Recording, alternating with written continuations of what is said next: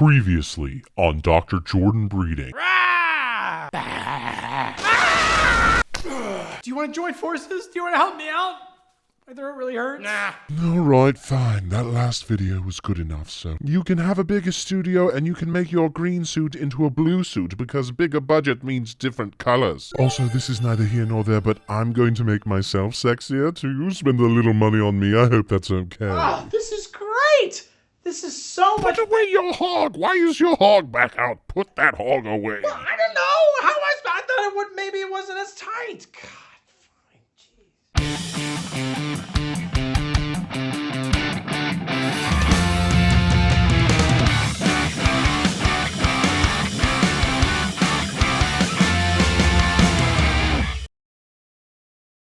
He's not a blonde with a big rack. Somebody once said we create our own demons, but like in a snarky and silly way. Who said that?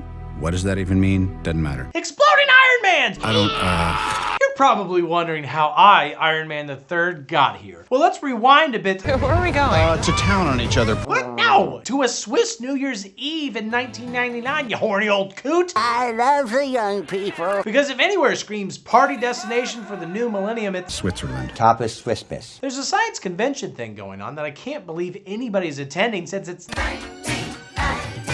and I would assume that they're all just locked into playing the greatest Final Fantasy ever, Final Fantasy VIII. But they're not. And hey, the cave scientist is here. Well, that's kind of fun. He seems happy. Maybe his entire family hasn't died yet. Or maybe they have and he's happy because they were all jerks. I don't know. Shane Black, director of this movie, please create a Disney Plus limited series that explains that stat. Or make another Predator movie about autism. Asperger. Make a limited series about autistic predators. There's also a limping guy named Aldrich Killian, who's into Tony's lady scientist friend's plump, juicy brain, which according to where his eyes land, she stores in her chest and ass areas. I mean, hey, he's a scientist. He knows where the brain is. But basically, he'd really like to show off his new plump, juicy company, AIM, which stands for Advanced Idea Mechanics. For sure. Do you get it? Clever. Devilishly clever. Because advanced mechanics just felt like it needed another word. It's like advanced mechanics. Yawn. Oh, advanced idea mechanics? Oh, just take my money. Hell, take my body. I mean, what is that? Like turning the concept of true love into a robot that explodes apartment complexes? Well, that is an advanced idea that is now a mechanic. Color me intrigued, Killian. Except Tony's kind of drunk and very horny. I'm not gonna show you my town. Because Swiss chocolate just hits different on both accounts. So he doesn't see AIM the way I do. I'm titillated by the notion of working with Two penises! And he tells Killian to go meet him on the roof later, but he's not going to the roof. Quite the opposite. He's gonna go down on this botanist lady right after she explains how she's figured out how to hack brains and grow back limbs with only there's just one tiny downside, and that's you will explode. Other than that, it works great. You don't make a genetically engineered omelet without blowing a few eggs. And hey, that's still slightly better than turning into a poorly CGI'd lizard. It was crazy. So we are making progress in the regenerating limb tech department in the broader Marvel verse. The next prototype might only blow up a little bit and only turn your dick into a lizard. The next morning, Tony's like, thanks for hacking my sack and growing my limb until it exploded.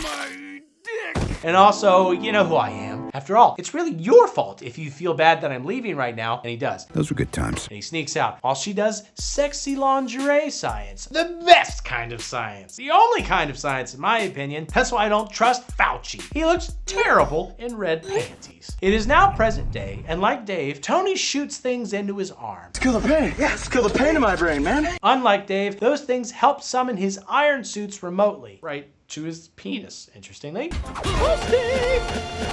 I'm the best. Good thing too, because there's a new terrorist group. Some people call me the space cowboy.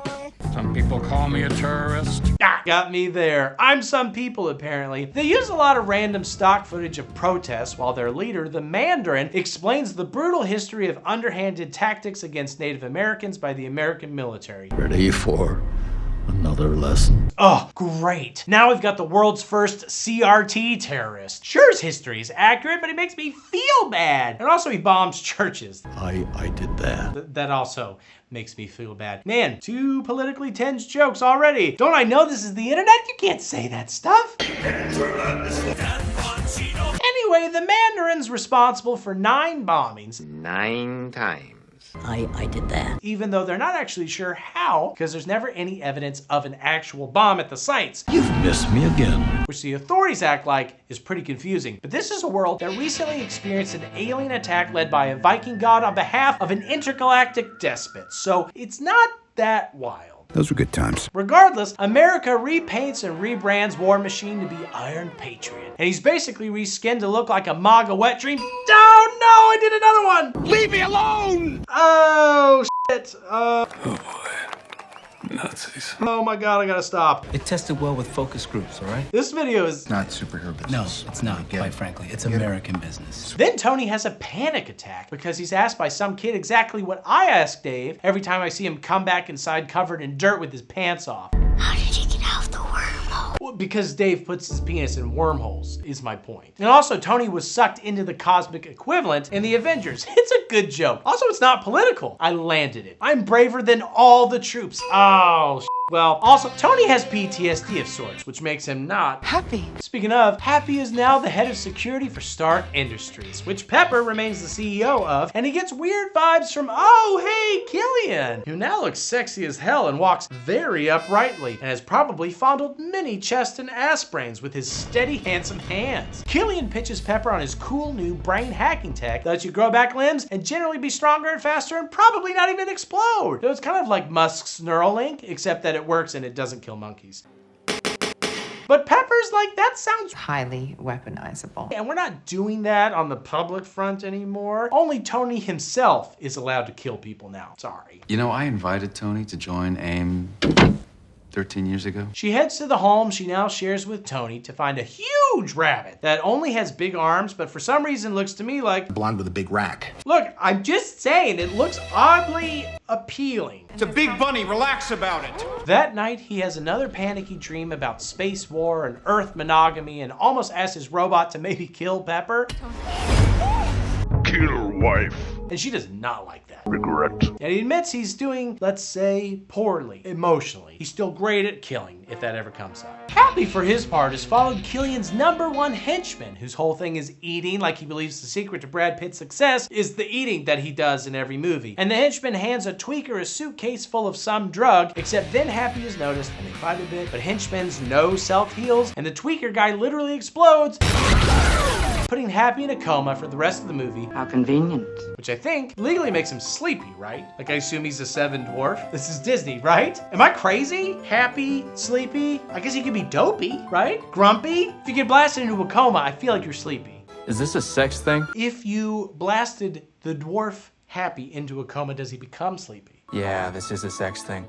I'm out. And if you give Sleepy a pancake, does he become happy? Are they all one dwarf, shifting as their moods? And Snow White is just an idiot and can't tell the difference. We got Legion! That would be fun remake is like the one dwarf has the split personality. Like, who are we today? I'm grumpy, bitch! Anyway, that was a convoluted Snow White and the 7 Dwarfs jokes. Trying to get as far away from the political stuff as I can. Except, oh wait! Waiting on a wish. They rebooted it with a not white woman! No!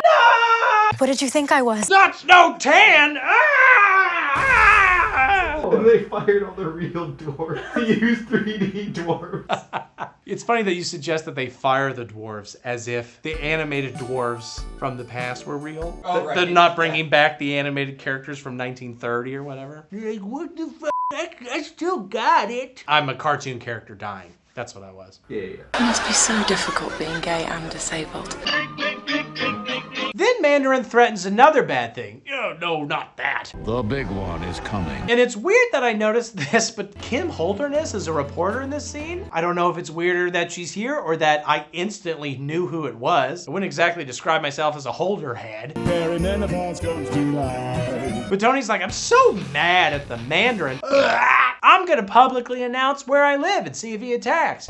Here's my home address. Technically, it's your mom's house, but I'll leave the door unlocked. And while he waits, he looks through crime records to discover that there was another similar Mandarin-esque bombing that nobody has investigated in Tennessee. Ever been to Tennessee, Jarvis?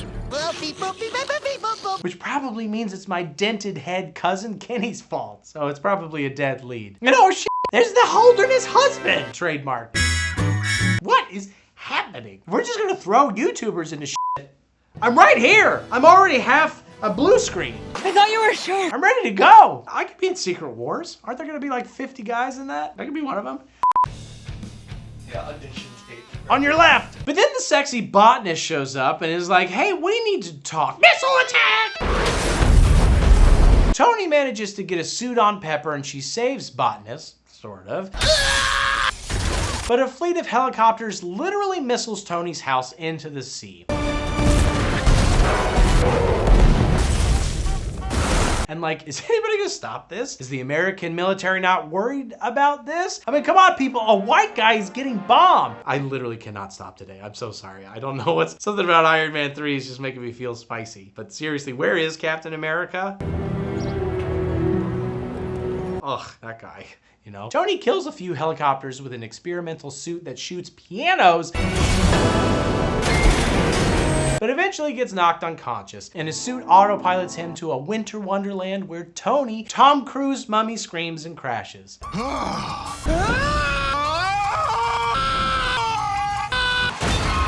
He drags his suit to a random barn where he's confronted by a kid with a Potato gun. as in a gun that shoots potatoes, not a gun for killing Irish people, which is what Dave thought it was. And the kid's like, everybody thinks you're dead, my guy. And Tony's like, thanks. Hey, free advice, kid. Dad's leave. No need to be a pussy about it. He's not great with kids. He demands a bunch of random things in exchange for a literal weapon that the kid can use on his bullies. And that's interesting. The kid already has a potato gun. We learned that the weapon that he's handed over is a flashbang grenade. Non-lethal, just to cover one's ass. Which is decidedly not any better than a potato gun when it comes to bullies in my experience. Like, I'm being bullied. Just nail him with a flashbang and run away. And it's like, okay. You don't think they're gonna be mad if you're running around the school just chucking flashbangs everywhere? Anyway, but they go check the blast site where it's believed a sad war vet blew himself Into the mouth. Nice. and 5 others up. But Tony gets another panic attack and runs away. You're gonna freak me out. Then he goes to a bar to talk to the vet's mom and be like, I don't think your son killed himself. And the mom is like, tight, and hands him a bunch of classified plot expositions. I brought your damn file. You take it. Go. He's like, well, that's fortuitous, except she meant to hand it to this lady with a burned face who is clearly DNA modified in some way, and she starts beating the shit out of everybody in the bar. And also the henchman guy is here too. And apparently this lady can survive neck snaps, walking through fire, and weird CG. That's all you got? But her weakness is exploding microwaves. Every time Catherine revved up the microwave, Must have been a Hot Pocket in there. She got some of that on her face and was like, that pepperoni's so hot, I'm just gonna die. Hot Pocket! Meanwhile, the henchman literally destroys the entire water tower with his lava hands, because that's the thing that DNA fiddling gives you, Hot Pocket hands. And I can't imagine a less subtle attack. Stop mode. Like in general, this all feels wildly public considering the original reason they're here is to, I guess, take and destroy any confidential information related to this vet's death so nobody will inspect it further or learn any more about it. Surely an incident where a cop is somehow burned by a woman who herself is on fire and then a water tower is melted and also a microwave exploded a whole building, is that not gonna draw some attention? I don't know, whatever. The henchman has grabbed the kid. Hey, kid. But he gets flashbanged and shot in the face by Tony. Headshot. Even though obviously he's not actually full dead. Takes more than a flashbang and a laser blast to the face to put down a bully for good. In my experience, you gotta like hit him with so many potatoes that their head caves in. I'm gonna shoot him in the head. Tony finally looks at the files and sees MIA, except actually... Strike that. Reverse it.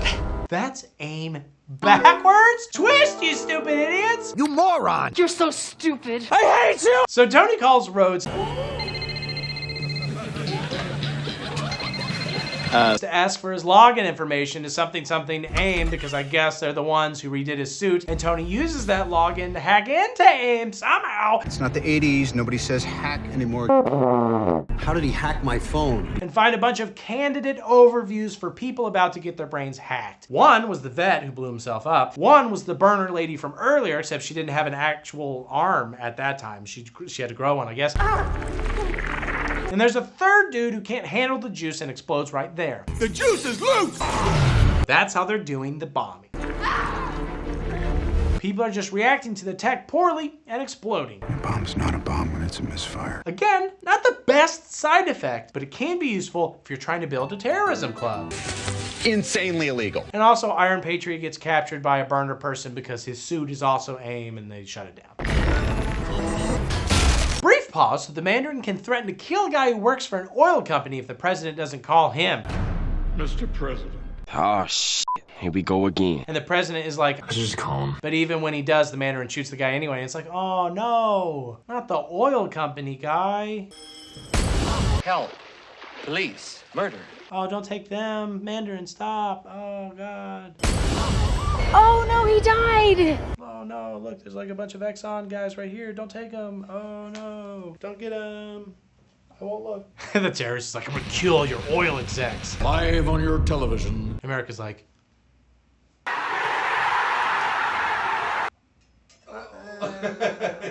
we're gonna transition to electricity anyway. Botanist lady works for Killian now, by the way, because she's got just the biggest weakness for hot scientists, and she's worried that he's in cahoots with Mandarin, which is a well-founded fear. She and Potts are immediately confronted by Killian, and the botanist is like, I'm trying to get Tony to work with us so he can help with the whole explosion side effect thing. And Killian is like, okay, word, yeah, let's not kill Pepper just yet then. So glad we had this talk, because I was just about ready to grab a hammer, just go to town on Gwyneth Paltrow. That's what happened! Tony, for his part, has yet another panic attack. I'm hysterical! I'm having hysterics! I'm hysterical! And the kid is like, Why don't you just build something? Amazing. Mission complete.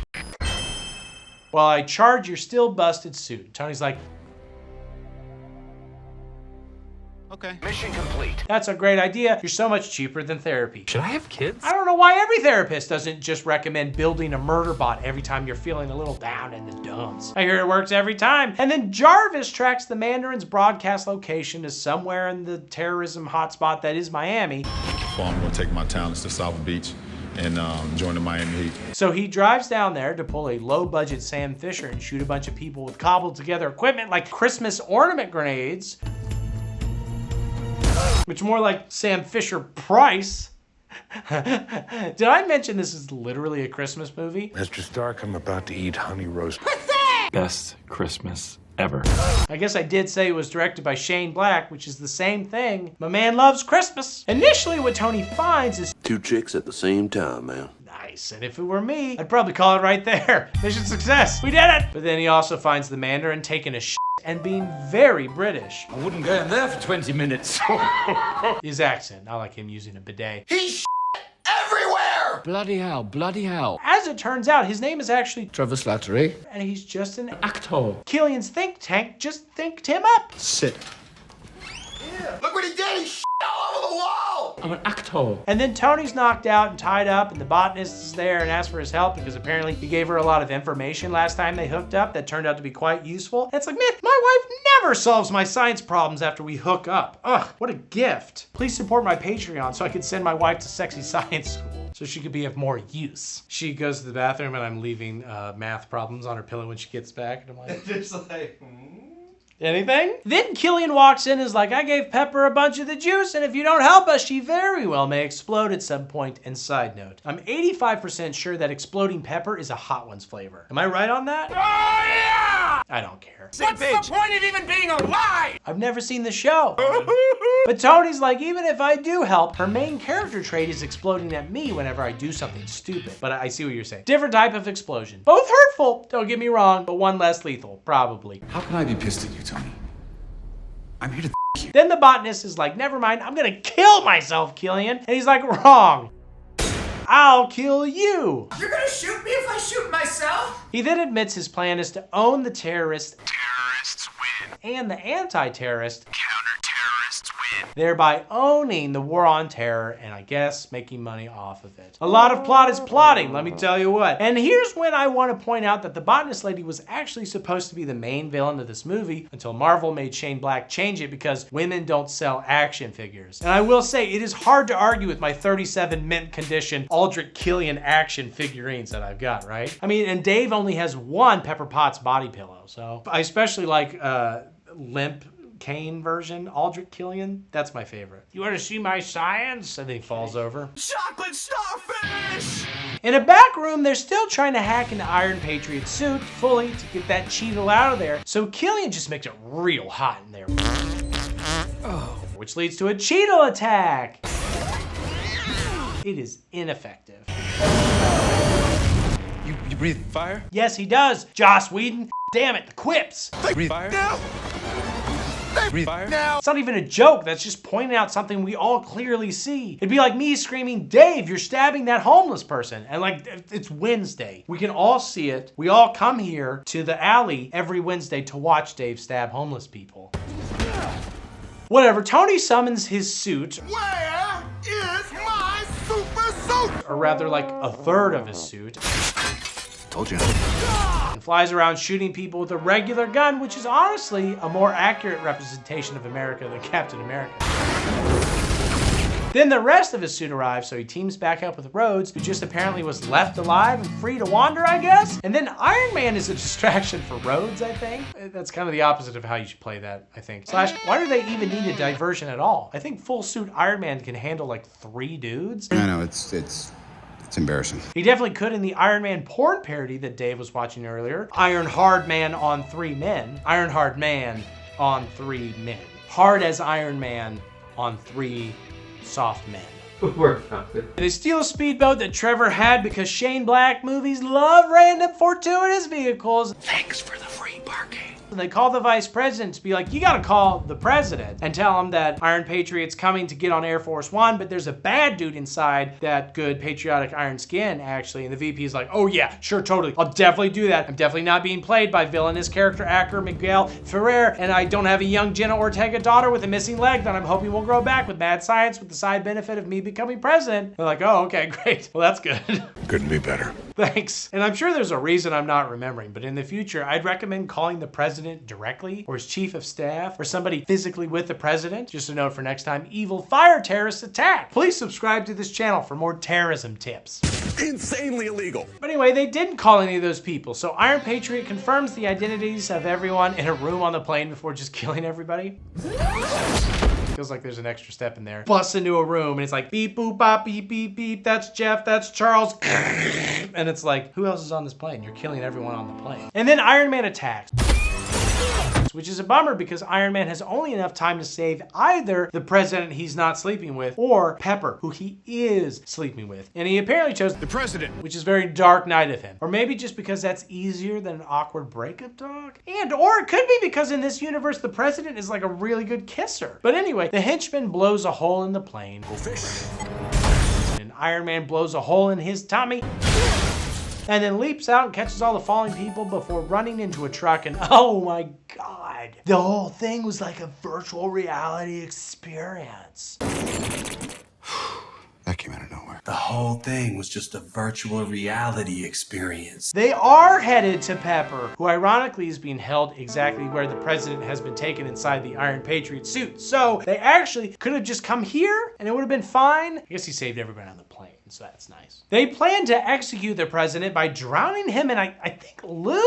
Death by oil. While he's strung up inside the Iron Patriot suit, which I guess is an interesting metaphor for America or something. I mean, at least Dave. You know how many times I found Dave wrapped in only an American flag, literally almost dead, drowning in lube? Saluting on my way down. I mean, it's not been just once. Let me tell you that. But weirdly, isn't this just gonna make his death way more badass? Just like being on fire in a friggin' mech suit? Badass, badass, badass, badass. What they should do is juice him with grow back Gatorade, then cut his legs off over and over and have them grow back until eventually he explodes. Extremely against the law. That would be memorable and terrifying. It would be like, isn't it Prometheus who like gets his kidneys eaten by a crow and then they grow back? They have grow back limb technology that eventually makes you explode. That would be dark as shit. They like have the president, they cut his leg off and it grows back, and they cut his leg off and it grows back, and he's screaming, and then he just blows up. That was really violent. Tell me that's not cooler than drowning him in oil. What are they gonna do with all those extra legs? I don't know, sell it to, like, what is it, the Wuhan? Where did we all get COVID from? Whatever that meat market was. So I got some meat. They're like, famously, we don't inspect anything here. According to several Redditors. Is that racist? I don't think so. It has nothing to do with the fact that they're Chinese and everything to do with the fact that it's just this one weird, dirty place. But obviously, they're not going to get a chance to test out my awesome idea because Tony has called in a shit ton of his extra remote Iron Man suits because he has as many as Dave has Pepper Potts body pillows. I lied earlier. Dave has like a shit ton. Merry Christmas, buddy. And they start fighting all the burner dudes everywhere while Tony goes to grab Potts, except, dang, he's knocked out by Killian. But oh yay, he's got a hidden bayonet up his sleeve. It's fine. Barely an inconvenience. Rhodes saves the president and grabs the still functional Iron Man suit, I guess. Which I guess means that the president was just too stupid to figure out how to turn it on while he was sitting in there. He was like sitting in his means of escape and not even trying to figure out how to use it. What a freaking boomer. Probably waiting for a millennial to show up and tell him where the switch was. He's like dying in front of the microwave like, I can't get it to work. Ah! This was on the whole time?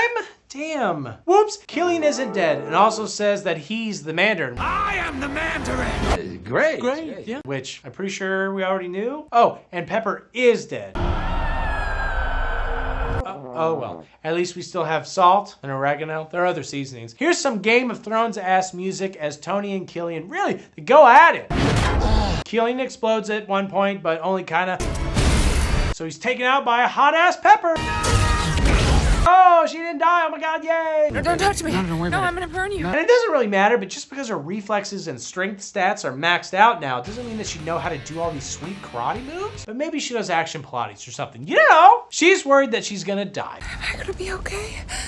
No. But Tony's like, it's legitimately totally fine. I am a genius, remember? I'll fix you. And also, I'll just fix myself while I'm at it. I don't know why I never bothered to fix my heart before now. And also, as another Christmas present, I'm gonna have all of my extra iron suits self-destruct. Except, why would you do that? All your distractions. So that you're not distracted? Wouldn't an army of iron suits that could remotely respond to threats help you not be distracted? Also, who's gonna clean up all that shit? You just exploded like 50 suits of metal over the ocean, you dick. I'm sorry, but why do the Avengers still exist in this universe? If he just kept the friggin' iron suits alive, then we're talking about an army of Iron Men, one of the most powerful members of the Avengers. You slap some nice and strong firewalls on those bad boys and have people pilot them remotely, and now you got drones that can actually do shit besides accidentally blow up civilians. And if you still want to accidentally blow up civilians, I'm sure they can be programmed to do that, but in the event that you don't, it seems like you can do a lot of cool, complicated shit. And even then, we see they can be remote flown like an actual drone. So why do we ever need real people to be in danger ever again? You don't know what real danger looks like anymore. Just because Tony might tinker with them when he's supposed to be watching Lifetime movies with Pepper? Come on. I don't know, the Viva's arrested and also Trevor and Sleepy finally wakes up and Tony gifts the kid in Tennessee a bunch of cool shit, including a car that he won't be able to drive for like 8 years. 16 if he goes to juvie for the flashbang that Tony gave him earlier. And then the post-credit scene reveals twist. The reason Tony was narrating was because he was relaying this entire story to Bruce Banner, who mostly slept the whole time, because it's a pretty confusing story, to be fair. So, you with me? It was, yeah. Look, man, I'm starting to burn out. Watch all these freaking movies for you. Like, between that, writing the scripts, and editing, I put like hundreds of hours into this video. And that's on top of all the family stuff I've had going on recently. You heard about that, right? I didn't, but I also don't care. Well, fortunately, I spent a week drinking these Magic Mind mental performance shot things, and it was legitimately the most productive I've been all year. I didn't feel like I was going crazy, like I pounded an energy drink. I was just less distracted, and I got to that sort of deep workplace a lot more quickly. So if you see any elaborate or strange jokes coming up, it's Magic Mind's fault. I was too focused. When I focus really hard, I come up with some odd things. That is an ant fact. If this video is good, it's because of Magic Mind. And if it's bad, it's because I didn't have enough Magic Mind. You got another sponsor? Well, they sent me the shots for free before I agreed to work with them, and they worked. So here we are. I do like the idea of you being more productive without me having to actually give you more money. I mean, it didn't fix everything. Like, I still needed to figure out how to emotionally handle all the hospital visits and stuff. But actually, they also sent me a Magic Mind sleep shot that brings my brain back down so I can fall asleep quickly to try and maximize what little time I have before one of my kids inevitably has a bad dream or pees on themselves or has a bad dream about peeing on themselves. Okay, fine. I'll buy some if you stop talking about pee. Well, the good news. For a limited time only, they've got this like 24 hours pack, focus and sleep shots bundled up together for 45% off when you head over to magicmind.com/breedingjan. Make sure you type that in right. You might end up somewhere very distressing. Oh God, that's where I am. You can also just click the link in the video description or the pinned comment. And also, they refund 100%, no questions asked, for 100 days after buying. If you're not focused, if you're not sleeping, if you're peeing the bed, they won't ask the question, so you don't have to tell them that you're peeing the bed. But if you are peeing the bed, thank you, Magic Mind. I'm just going to do that then. I need some help getting over how upset I am with the way they handled the Mandarin. Oh, okay, good. You ruined my jumpsuit, bitch. King Lear, quote alert! She might think me some untutored youth, unlearned in the world's false subtleties. Okay, so Trevor is obviously in jail now, and he's become something of a celebrity, although I'm not sure why exactly. Lunchtime ain't safe around here for a celebrity like yourself. It's interesting, I guess, that he pretended to be a terrorist in an anthropological way, but I don't know, people act like he's super cool. I wouldn't go in there for 20 minutes. Yeah, that part was cool, but still, it's weird to think that if Osama bin Laden, the guy, had turned out to just be a threesome doing druggy dude, everybody would have loved him and been like, that 9/11 thing that you did was so offbeat and so wacky. Where'd you get that idea? And he's like, oh, they told me to do it. And they're like, well, your execution was flawless. Like we've been lied in the world. Chill. I was always under the impression that aside from Dave and certain movie characters, criminals don't like love crime exactly. It's just the easiest way for them to get money without having to run for office. And also, in general, they probably aren't huge fans of terrorists. Like, they still live here. I want to give the world exactly what it's been crying out for. Terrorism. But of course, not everybody likes him. Oh, hello? Oh. You ruined my jumpsuit, bitch. But it doesn't matter because he is an ad hoc security detail of sorts. Hey, Cracker, what's up? Kiss my rings, bitch. He also evidently has sex with men sometimes. I mean, we've all been to drama school, have we not? You know what I'm saying? But whatever, he's being interviewed by a guy named Jackson who tries to understand him, but struggles because Trevor doesn't know anything about anything, seemingly, possibly literally. How could he have not known what was going on? Oh, Nessie. Also, Trevor's line reads here are Nick Cage level wild. She was everything to me. Gandhi is cooking out here. Yes. So if I did an Indian accent right now, do you think I also would win an Oscar like Ben Kingsley? Or do you think I would get canceled and have to put more videos on Rumble? Where do we think That's how the pipeline goes. Is to Yeah. do something racist, you're on Russell Brand's podcast. Yeah. I thought I was gonna win an Oscar. Anyway, they briefly showed Trevor a clip from a failed CBS pilot he worked on, but my guy really doesn't look all that different. They claim he got plastic surgery to presumably make him unrecognizable, but he's still fairly recognizable, yeah? Handsome lad, handsome lad. I'm surprised nobody was able to connect him back to any of the acting work he did. Like Jay Johnston, Mr. Showed Up to January 6th, and everyone immediately was like, hey, it's Jimmy Pesto from Bob's Burgers. Are you okay? Yeah, just can't, Terrorism. It's hard with these dumb stitches. But then again, Superman just wears glasses sometimes, so this is just sort of how stupid regular people are in comics, I guess. Yes, yes. The bigger issue here is that the 10 Rings, the world's silliest named terror organization that we first kind of met in Iron Man 1. I'm talking about the 10 Rings. Come again? The terrorist group. Well, they're pissed because historically they have been led by a man named after an orange. Or maybe each leader chooses a different fruit moniker? You think the 10 Rings were once led by Mr. Papaya? Just gonna go ahead and say yes. Now it's the Mandarin. Used to be Mr. Papaya. Papaya! That is so cool. And indeed, Jackson here is a follower, fan, disciple, Swiftie, Mandarin-D, Amandy, and Jackson pops a smuggled gun out of the camera, kills everyone in the room, and is like, I'm gonna take you to meet the real Mr. Papaya. There's somebody who wants to meet you. Do I know him? No. But you took his name. Papaya! I mean Mandarin. Also, Justin Hammer's in this prison and is also gay, thereby doubly going down on the effeminate villain he was clearly going for back in Iron Man 2. If they're evil, they're gay. Ba, ba, ba, brought to you by Marvel. I still don't get it. Quick thing though, if the Mandarin and the 10 Rings are real, why in the world would Killian and his think tank steal their branding? I know tech bros are lazy and love inventing/stealing things that already exist, but there is zero advantage to it. It's not like it's more scary if a terrorist blowing up churches is affiliated with a well-known terror company. There is a major disadvantage if one of those terror groups disavows and or attacks you though, right? Why not just make up a new one? Again, Dragon Force and the Superpower Team are still available, last I checked. You could even name your leader after some other types of oranges, like Clementine or Naval. I checked and there are like so many orange names. Or again, Mr. Papaya. No need to name yourself after literally the only terrorist who already claimed an orange named leader, right? What's the advantage of that? The end. And you'll never see me coming. I'm sorry, I wasn't paying attention. Are you saying Peggy Carter is single now? You haven't been paying attention since the Captain America movie? Tell me more about Peggy and wear a wig while you do it, or I won't give you any more money. Okay, good grief! Well, we all just think you're doing a bang-up job. So 1 year after Captain America got super cold feet, You're gonna need a rain check on that dance. Are you f***ing kidding me? Are you standing me up? Peggy has found herself working for the Strategic Science Reserve. And as you might imagine, everybody there is a boy. We're gonna need a full analysis on all recent Penises! Mean boys, specifically. How you holding up, sweetie? And they won't let Peggy here do any real missions, instead forcing her to just crack codes all day. Like, why women always be shopping for everything except action figures? Am I right? Good luck solving that code, cracking that code, Missy. Well, we all just think you're doing a Banger in the mouth! But late one night, the boys are out partying. The boys and I, we're heading out for a drink. You wanna polish up those penises? While Peggy works late like a total manic pixie dream nerd, and she accepts a mission call to retrieve a mysterious Zodiac vial. And despite the fact that the voice on the line recommends that she uses like 3 to 5 agents, she does it solo because her gams are easily the strength of 3 to 5 men each, see? Her pins stretch for miles and kick like mules, see?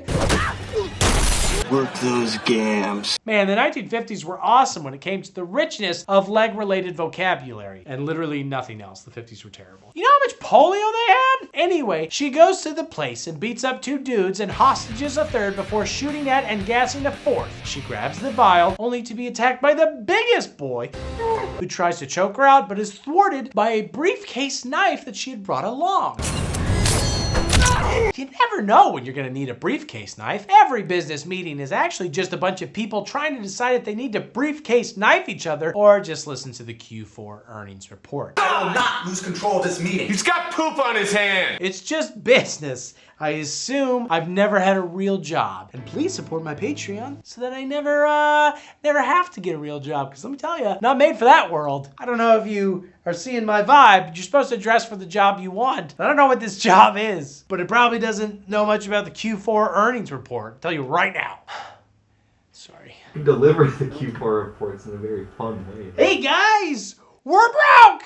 We're screwed up! Learn to count. The next day, Peggy's mean boy boss is like, wow, I can't believe you did that. We have briefcase knife protocols, woman. How dare you? But then Howard Stark calls and is like, hey, I don't know why I don't have Peggy's personal number at home, nor why I couldn't send a letter or like a singing gram or something, but I think you, her boss, should tell her directly that I want her to freaking run S.H.I.E.L.D. with me. So he does that and Peggy leaves to, I guess, go run freaking S.H.I.E.L.D. It's like the guy that ran the CIA was like working at McDonald's and his boss is like, you got a phone call, and it's like, oh my god, what is it? Oh, you want to run the CIA? Hoover?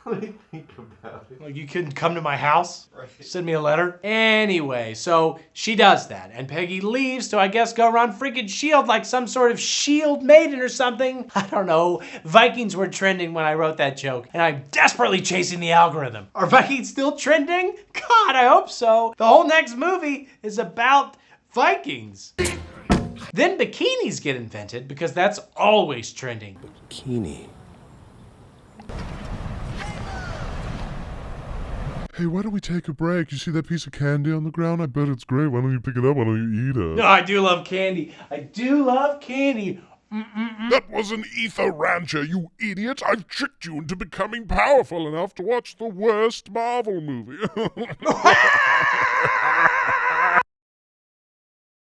You must think I'm a piece of bread. Hey, did you know that before light there was darkness? And that out of that darkness crawled dark elves? He's an angry elf. No? Well, maybe read the Bible for once, sinner. And also, you're welcome. Now you can finally enter heaven. No, not you, Dave. You can go to hell, Dave! Now, naturally, these elves love the idea of eternal night because then every video game purchase would be a midnight purchase, and those kick ass. I will never forget Halo 3 at midnight. There were so many dark elves. But so anyway, they were gonna use some red liquid called the ether to make that happen. Oh, yeah! But the party-pooping Asgard stopped them in a huge battle where soldiers inexplicably alternate between swords and guns, which worked in Final Fantasy VIII. Bang, bang, you're dead. Again, the best Final Fantasy game ever. But here, it just looks inconsistent. That makes sense in a Star Wars scenario where the swords block the projectiles. But here, where they just block logic, not so much. Destiny, come eleva. Ah, I've got a sword. He's like, well, I've got a chain gun. Ga. He's like, oh, I wish I had that instead. Oh, but I'm more on theme than you. He's like, theme doesn't matter if you're dead. I think anytime I'm talking about a movie with evil elves, I regret it. Why does it hurt so much? The king elf, Malekith, tries to do enough ether crack to destroy existence, or at the very least, Neil deGrasse Tyson's viewing patience, but the Asgardians trick him by stealing his ether crack rock with their magic teleportation machine. So Malekith runs away, and though the Asgardians claim they're gonna destroy the ether, they actually just hide it somewhere where nobody can find it. In one place he knew he could hide something, his ass. Bury it deep. Because it's like way too powerful. It's like almost literally exactly the ring from Lord of the Rings. You'll have to use your tongue and get it all wet. If only we could. You can't just stab it with a sword or shoot it with a space elf gun. You gotta bury that shit. Personally, I would hide in a box filled with my son's old diapers because nobody's gonna reach in there to get that MacGuffin out. And it's like, why hasn't Marvel hired me? Is it because I'm a parent? Or so we were led to believe. But that was like 5,000 years ago or something. And in the present day, Loki's all chained up just because he tried to conquer Earth like one time. You were made to be scrambled in the ass. I really don't see what all the fuss is about. Despite him being very attractive and therefore not legally required to go to jail. Pretty boy. And now I say that as a joke, but the very first movie-related video that Cracked put out after I left was basically a straight-up parody of Your Brain on Cracked, and one of their points was a villain was too hot. Jonathan Majors is way too hot to be a bad guy. Anyway, that series is apparently canceled, but it's fine, because the rest of their channel is doing great. If I had not taken you in, you would not be here now. Loki's chaotic neutral ass is sent by Odin to the dungeons without dragons forever, which I guess makes sense. Yeah, we like it down here because we can Just swing it. This is a progressive society. They don't have capital punishment, just the punishment of being in a mediocre movie. I don't love them. Thor and his harem, meanwhile, are fighting some battle in, I guess, Anaheim, California? Must be a suburb I'm not familiar with. manicure. And now they've got swords and rocket launchers. Somebody needs to tell the swords guys they are super obsolete at this point. Technology's cyclical. I don't have time to learn another skill. And it's like, well, you're gonna die. I'm pretty sure I will be relevant forever. That guy's a rocket launcher. I don't even know what that means. That word is not in the Bible. Thor kills a big rock guy with a single hit, and the war ends immediately. Perhaps next time we should start with the big one. Just swing it. That's why when I play chess, I immediately grab and swallow my opponent's king. They never want to keep playing after that. Swallow. Then Thor's like, hey, Japanese guy, who I now recognize as being in Shogun, which that's fun. Wow. I know this is your home Ren Fair or world or planet or whatever, so you can stay here if you want. You have my thanks. Sorry, I guess I was wrong about this being California. This is actually Japan realm. She explains his accent. Thor heads home to chat with his senile dad for a minute. You must think I'm a piece of bread. But all he wants to do is go back to Earth and show Jane his rockin' wet bod. Jane, unfortunately, is actively on a date with a noticeably less rockin' dry bod. It's hard, isn't it? Who even without her being a literal god's object of lust would still be below her league. But no worries, Thor. Darcy ruins that by being like, Jane, look, science is happening? This is the reason we came all the way out here. Jane is like, sorry, dry bod, we need to end this date. You understand. The science is happening. This was so fun. I feel delicate. They hop in Darcy's car and she's got a new intern that she'll definitely sexually manipulate in some way by the end of this film, but like in a ha-ha funny way because she's the one with huge cans. It's a great honor to be with you. Instead of a creepy dude with small to medium potato can. I will grab your dick and balls. Oh. And they drive to a place where their science thing says science is going nuts. Bee boo boo bop boo boo. The science meters are off the science charts. It's crazy out there. And specifically, trucks be floating in the air, and there are tiny little wormholes that you could throw shit into to make it appear in other places. And they immediately forget that they're here to do science. So they kill time chucking in boring crap like trash and shoes. Give me your shoe. And script pages. But in real life, somebody would definitely piss and or shit into that. Don't act like you wouldn't. Anybody would immediately spit in there to start and be like, no, wait, I got a better idea. Check this shit out, guys. Check it out. Check it out. Ew. This was so fun. Jane wanders off and gets sucked into a liminal space where some liquid space COVID or something gets sucked into her. And this causes the dark elf spaceship and Malekith himself to come to life somewhere else in the universe after his ship's suck alarm goes off. They're like, woo woo, things are getting sucked. Yeah. And he's like, oh my God, I gotta get to it. And hey, did you know all the worlds are about to converge soon, which means they'll sort of bump into each other in weird ways and cause science anomalies? Well, now you do. You're welcome once again. Heaven awaits, my children. That's incredible. Jane shows back up from her backrooms adventure, apparently 5 hours later, then Thor shows up and gets his ass slapped. Jane, well, I guess his face technically, but we know what Jane wanted to slap. Damn this PG-13 rating. I want 50 Shades Dark World yesterday. Everybody's coming. Many of them came numerous times. Also, yes, I cover those movies, but none of you watch them. I was waiting, and then I was crying. And YouTube demonetized it because everybody's a coward except for me. I hate BDSM being demonetized of streaming money. What? Okay, where were we? A cop tries to arrest Jane for trespassing, which is a pretty hilarious thing for a British person to accuse someone of. Hello. But when he attempts to touch her without her permission, he gets Me Too'd to shit. Problematic. Turns out the space COVID has given her some sort of power, and Thor's like, tight, let's fly away to Asgard. Which I guess means that Darcy and the intern are gonna be arrested. Ian, my name's Ian. Shut your damn mouth, intern. You're gonna be fetching Darcy whole cartons of smokes in the local jail. Look, the intern is excited. Do they call jail something different in England? Like, you're going to the flouncy chambers, you dirty, naughty boy. Hello, I'm a Barbie.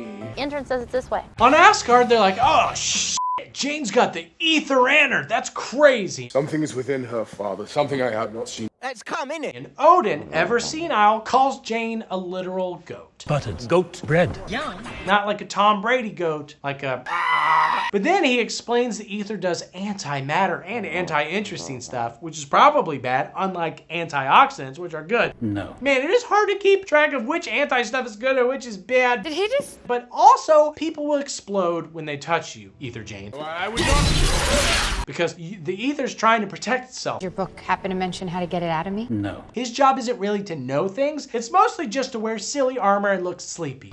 Thanks, Odin. We're so glad that you're here. Oh, by the way, the elves are in some other space place now. Maybe Space Australia, I don't know. The torrented video, once again, doesn't have subtitles. But whatever, they're on their way to get the ether, which is what's actually inside Jane. Context clues have told me this. So wise in the ways of science. I saw that Spirit movie as a kid where the horses all just grunt at each other the whole time. And you just have to know that they're complaining about their horse spouses or saying racist jokes about donkeys or whatever. I assume they're saying basically the same thing here. Speaking of context, one of the elves gets stabbed and handed a helmet and sent to Asgard in apparent disguise as a prisoner. Then he hulks out into an elf predator and causes a prison break and riot. Thor shows up to stop it and is like, if you give up, you have my word that I won't hurt you. You have my word. But then somebody punches him and he's like, now you don't have my word. Very well, you do not have my word. That doesn't really make sense as a joke, unless he's saying, even if you give up now, I'll still kill you anyway, which is actually pretty dark. He kills their kids, he kills their wives, he kills their parents and their parents' friends. It's like this whole movie takes place in some kind of like a lightless realm. Sorry, I can't think of a better word for it. Doesn't matter, I guess, because in that moment, a bunch of invisible elf ships attack. And though Asgard responds with anti-aircraft guns, which is another good anti-thing, they also attack the elves with what appear to be space canoes, A boat. Ha! and a protective shield around the castle. The bad guys disable most of it, but are able to slam in anyway. And so it was that dark elves from space wearing serial killer masks attacked the semi-immortal god Space Vikings to steal the magical, all-destructive superpower from the supermodel-looking astrophysicist in Marvel's most grounded and relatable film to date. I knew these stories. Mother told them to us as children. You know how, like, at the beginning of time, like, a space fragmented into 6 stones and one of them got sucked up in my super hot astrophysicist girlfriend? I'm an immortal Viking god, by the way, from space. Anyway, you know how the dark elves from the beginning of time are attacking to suck it out of my girlfriend? That is very relatable. Well, this is like that. I mean, this is almost exactly like that. Just like, yeah. But you know. What lies within her appears to be 2 penises! No. I'm sorry. No. Malekith finds Thor's mom and Jane and then he kills mommy. We'll get most of her actual character development in a time travel scene like 6 years from now, but we'll get to it. But Jane is either a hologram or has been witch transported in some way, so they escape.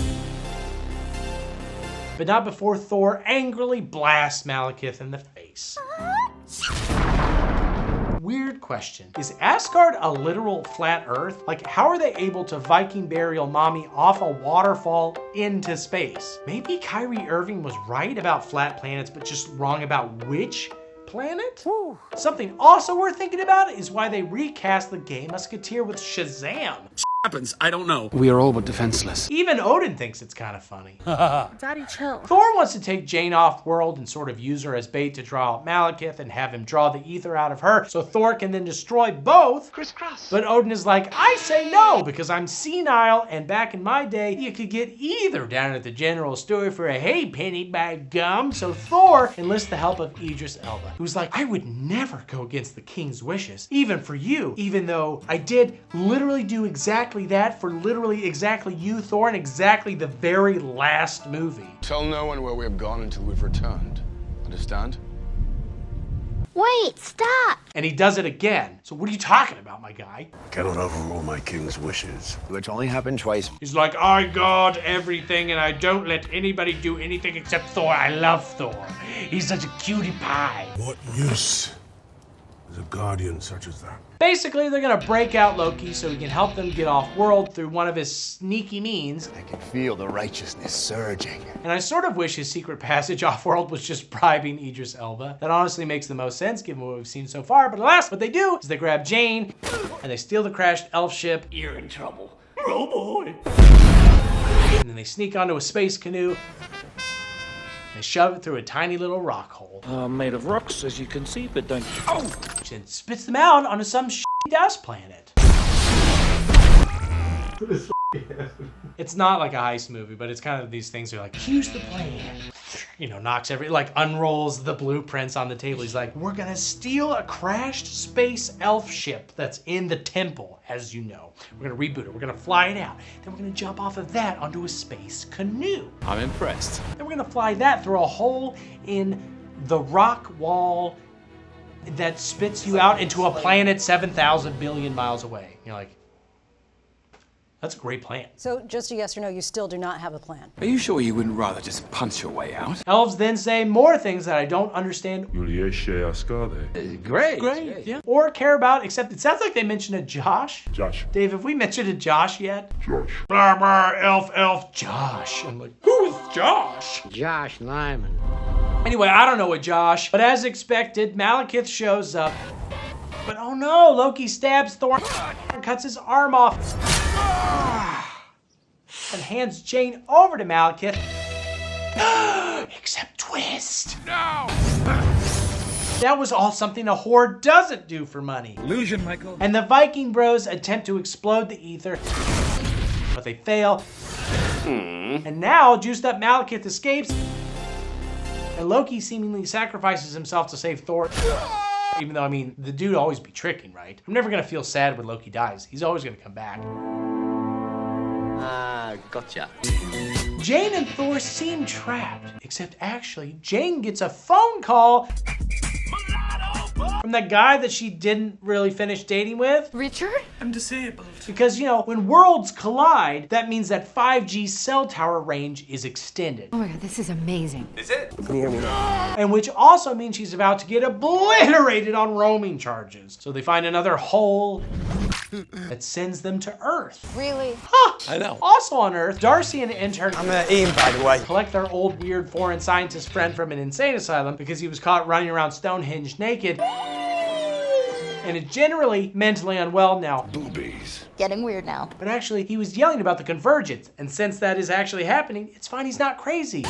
See, Dave, that's the big difference between him and you. Being buck-ass naked at Stonehenge now makes all the sense in the world, but when you did it, there was no context, right? You were just doing it. He was doing it for a reason. The in-universe explanation for why he was wildin' was because he was controlled by Loki for so long and that made his brain kind of hurt. Your brother's not coming, is he? But that's all behind him now. And the good news is that he's been building some things that help with the anomalies of all the worlds kind of colliding or whatever. So they're gonna go do some things to help with the things using his things. Oh, thank God. The details are kind of murky, but the world is called the Dark World, so you got me there, movie. And hey, now the team's all back together, and they rushed the ultimate convergence point because, by the way, that's also where Malekith is headed because his ether cell tower range is also extended by the convergence. He's gonna kill or darken or whatever all the things at once. Killed 9 world birds with 1 infinity stone, as they say. As we all say when we're talking about the relatable stuff that we're doing together. So the evil elf king's spaceship arrives and Thor and he fight a bit and Jane uses the scientist science poles to blast people around through wormholes to buy themselves time to let the convergence pass without the ether getting sprayed everywhere. Of course, Thor gets blasted pretty far away. Is forced to take the metro to return.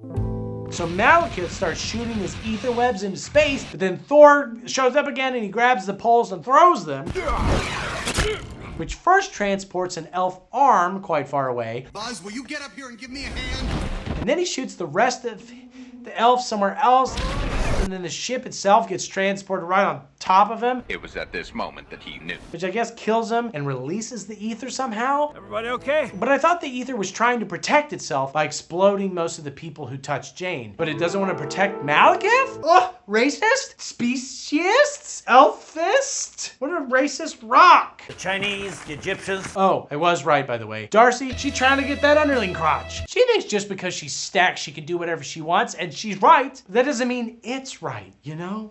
So that's it. And all the humans hang out and I guess live together now because they're sharing breakfast in the same apartment. And maybe because they're in a quadruple. You know. There's like 5 of them. Whoa, pentuple? And they'd be fucking. The very fabric of reality is gonna be torn apart.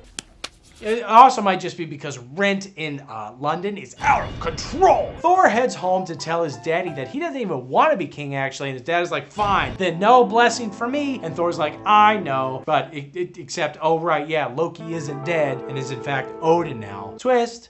What a twist! The mid-credits reveal the ether is now technically an actual infinity stone, which I'm fairly certain nobody has explained what that is or means yet. While the other relics often appear as stones, the ether is fluid. Oh, okay. But regardless, Pretty Lady Viking and Fat Dwarf give it to the Collector because they already have the Tesseract on Asgard, and it'd be too insane to have 2 Infinity Stones in the same place. And I can't argue with that logic because I don't understand anything that they're talking about. 5 to go.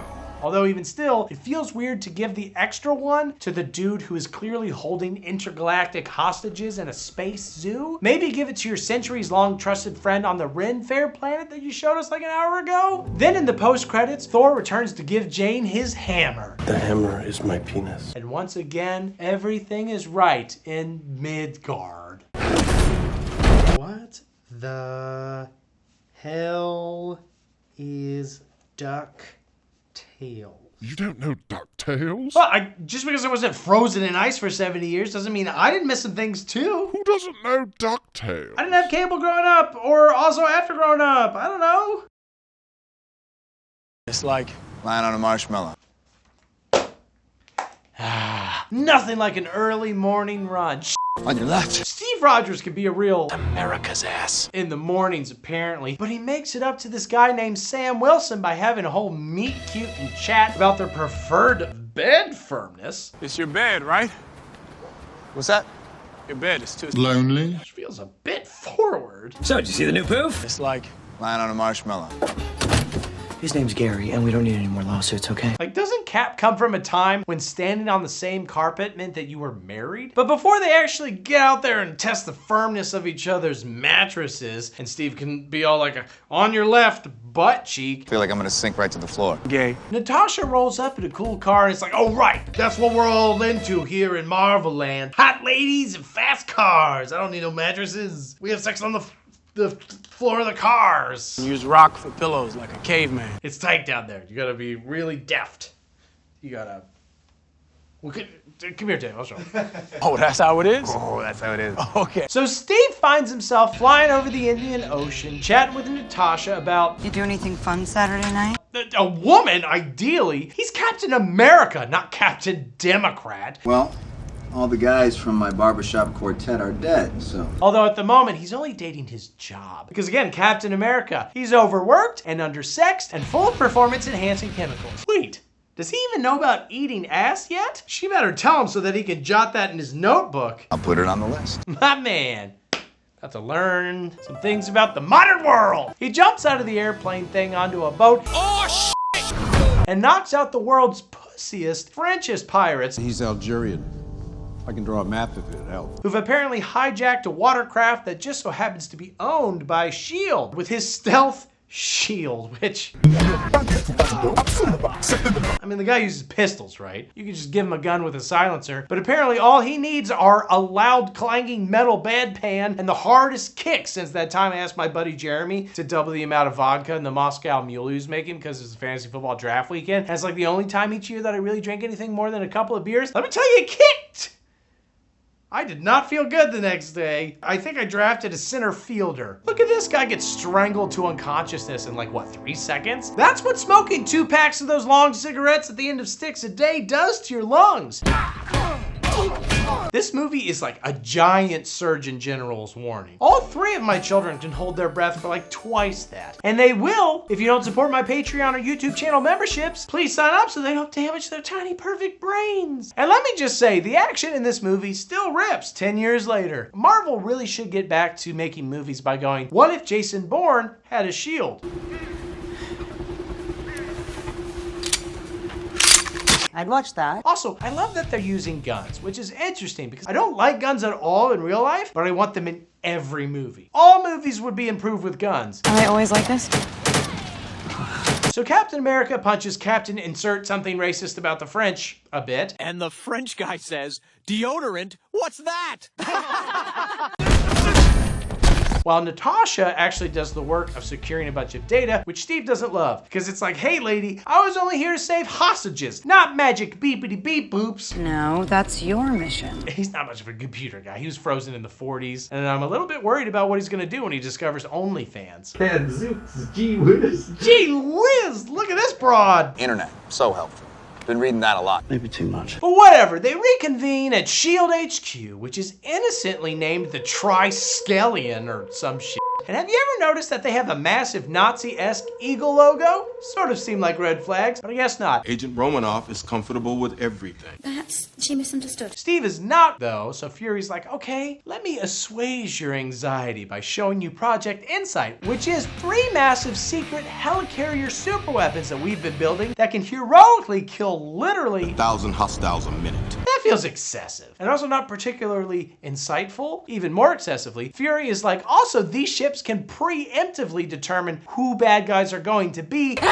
And then again, nobly murder 1,000 of them in a minute. Minority Report would have been a much shorter movie if the cops had helicarriers. Although I kind of feel like if you're fighting off 1,000 people a minute who are pissed off at you, there is a chance that you are the bad guy. It's also like, it's before they even know that they're villains or whatever. You don't need to kill them that fast then. They're not coming. When the precogs declare a victim and a killer, their name is embedded in the grain of wood. Then we blast them. It's getting damn near past time for you to get with that program, Cap. Somehow this doesn't assure Steve that he's on the right side, so he goes to visit his own museum exhibit, which, I mean, this surely isn't the first time he's done this, right? Like, how often does he come here? Man, I did some good stuff. Remember when I did that?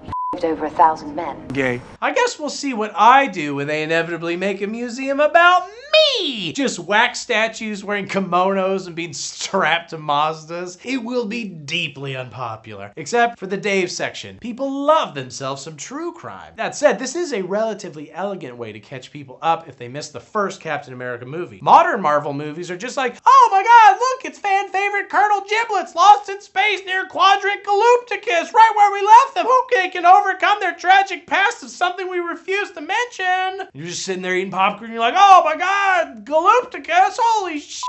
And then some 7-year-old kid next to you is like, I don't remember that.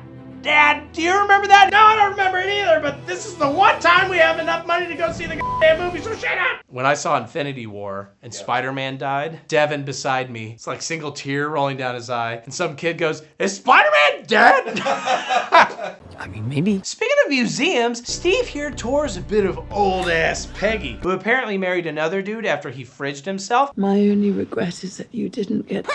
Guess I'm not quite sure what that is anymore. But that's all in the past. And she's single now, baby. Woo-hoo! Peggy, Peggy, Peggy, Peggy, Peggy. Fury, meanwhile, discovers he's been locked out of some project files by himself, so he goes to ask S.H.I.E.L.D. director Alexander Pierce to hold off on launching Project Insight until he can figure out what the hell is going on. Pierce says okay, but the rest of the World Security Council's like, but we want to murder 1,000 people a minute every minute now! We need action. It's my and I need it now! Fury then calls in Maria Hill for assistance and does the world's goofiest version of, it'll take me this much time for me to do the thing. No, you actually have less time. Give me 4 hours.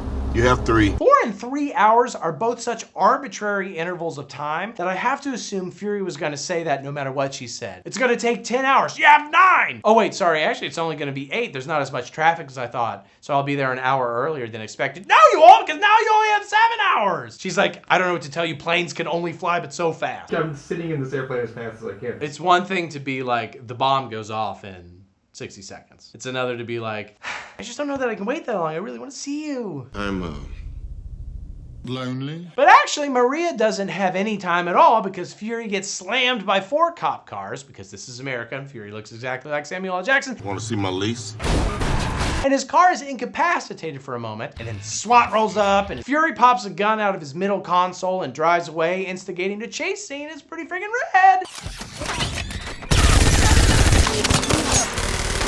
But did whoever is trying to take out Fury not know how advanced his car was? Seems like that should be in the murder game plan. They shoot it with 7,000 bullets in the middle of the city, and they also hit it with a car punching machine. But do they not have access to some heavier ordnance? I mean, they're clearly trying to kill him. One thing of C4 should do the trick, and oh, okay.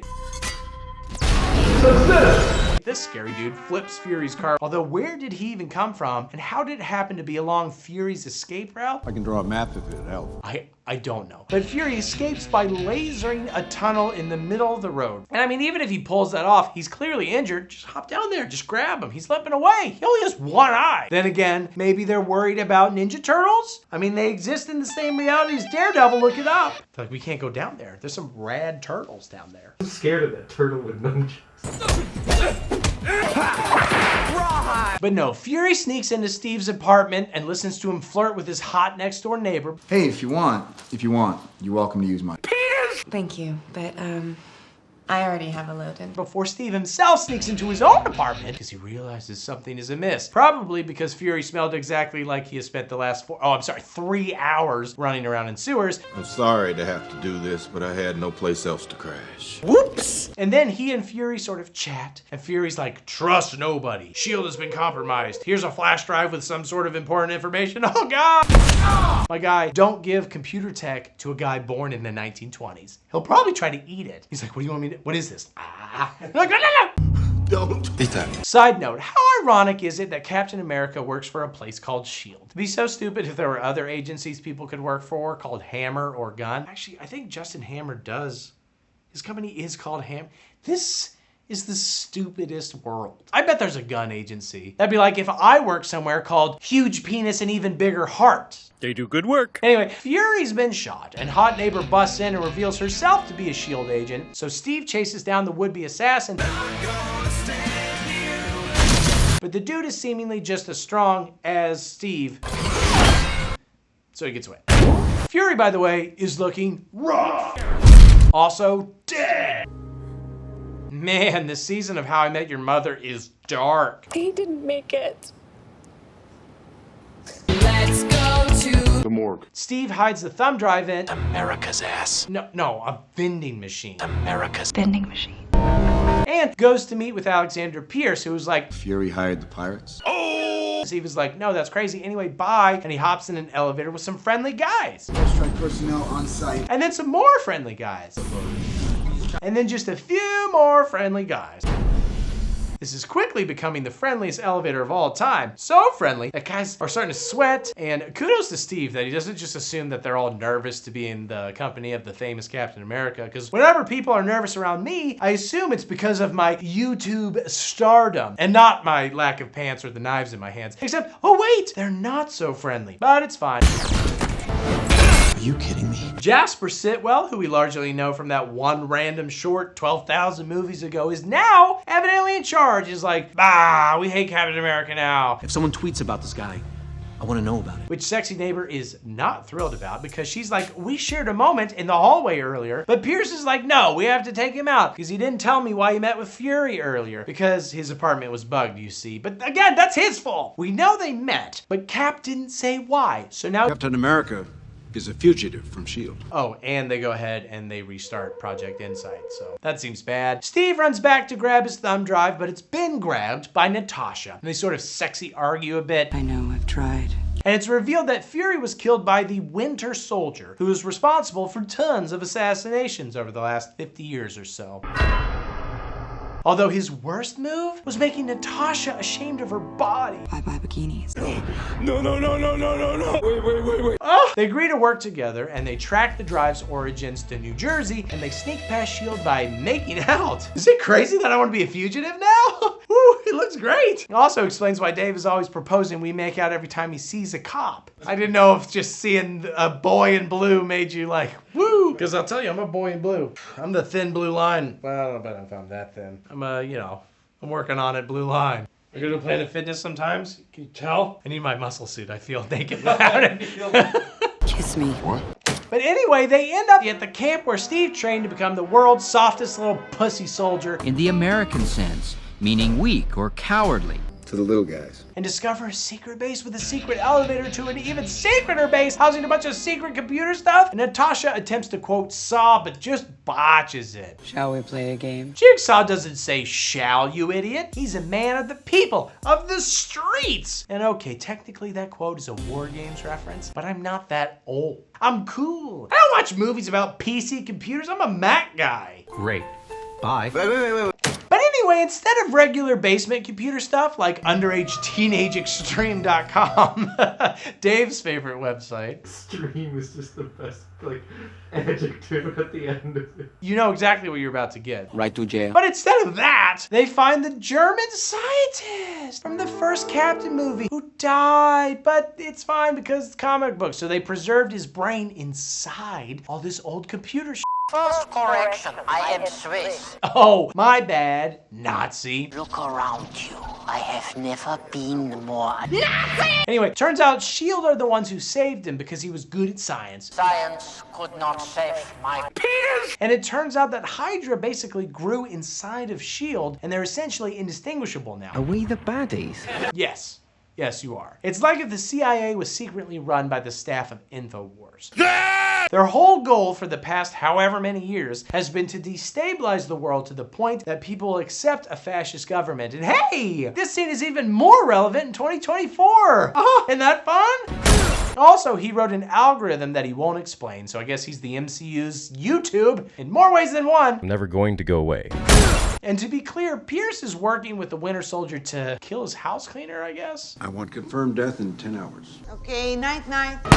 Regardless, a missile hits the base and I guess explodes this dude's brain they'd been preserving. You are standing in my Was there no other option? They saved it for 7 years and then just exploded with a missile offhand as soon as somebody discovers him? Wasteful. Also, couldn't the dude by now be turned into an app or something? You could have him on the go. He's like plugged into like 7,000 1950s computers. Right. But all of that is basically like an iPhone 7. Yeah. It's also the first iPhone with a Nazi! Still alive, Natasha and Steve end up at Steve's good buddy Sam's house because they need a place to test some mattress firmness. And he's like, well, I could totally help you guys if you want. I'm super good with a Falcon suit. Dramatic pause for the 17 dorks in the crowd who know what the hell that even means. I thought you said you were a pilot. I never said pilot. I'm a rare bird. They're like, sure, whatever. Let's interrogate Jasper Sitwell. And Sam shows off his flying skills with a Z, so Sitwell admits, okay, the algorithm chooses targets for the helicarriers based on anybody who may be a threat to Hydra at literally any point in their lives. Doesn't matter if they currently oppose Hydra, if there's a chance that they will become, antagonistic towards fascists later on, they'll be exploded from suborbit. And like, I don't know, did you really need an algorithm to tell you that Cap might be bad news for Hydra? Kinda think you could have gone manual on that one. Those algorithm is a program for choosing insects targets. What targets? You. So much trouble for little old me. But it's fine. I'm glad he now knows for sure that it's their bad secret helicarriers that kill 1,000 people a minute. Steve and his team are like, well, that seems suboptimal. So they head to the helicarriers to do something, but they're immediately attacked by the Winter Soldier, who kills Snitchwell here. That is a terrible, terrible idea. And forces them to escape their exploding car by riding a car door like a toboggan. I couldn't stop. I was having so much fun. Why aren't all movies like this? Think how much better Challengers would have been if they had group sex while car tobogganing. But then the world's greatest, sneakiest assassin, undetected for decades and decades or whatever, just starts firing a grenade launcher at random on the highway. Very discreet, very skilled. He moves like the wind. There's much rad action sequences until eventually the Winter Soldier's mask comes off and oh my god, it's Bucky! Who the hell is Bucky? Steve's best buddy / fanfiction love interest from the first movie, who we last saw falling off a train to his presumed death.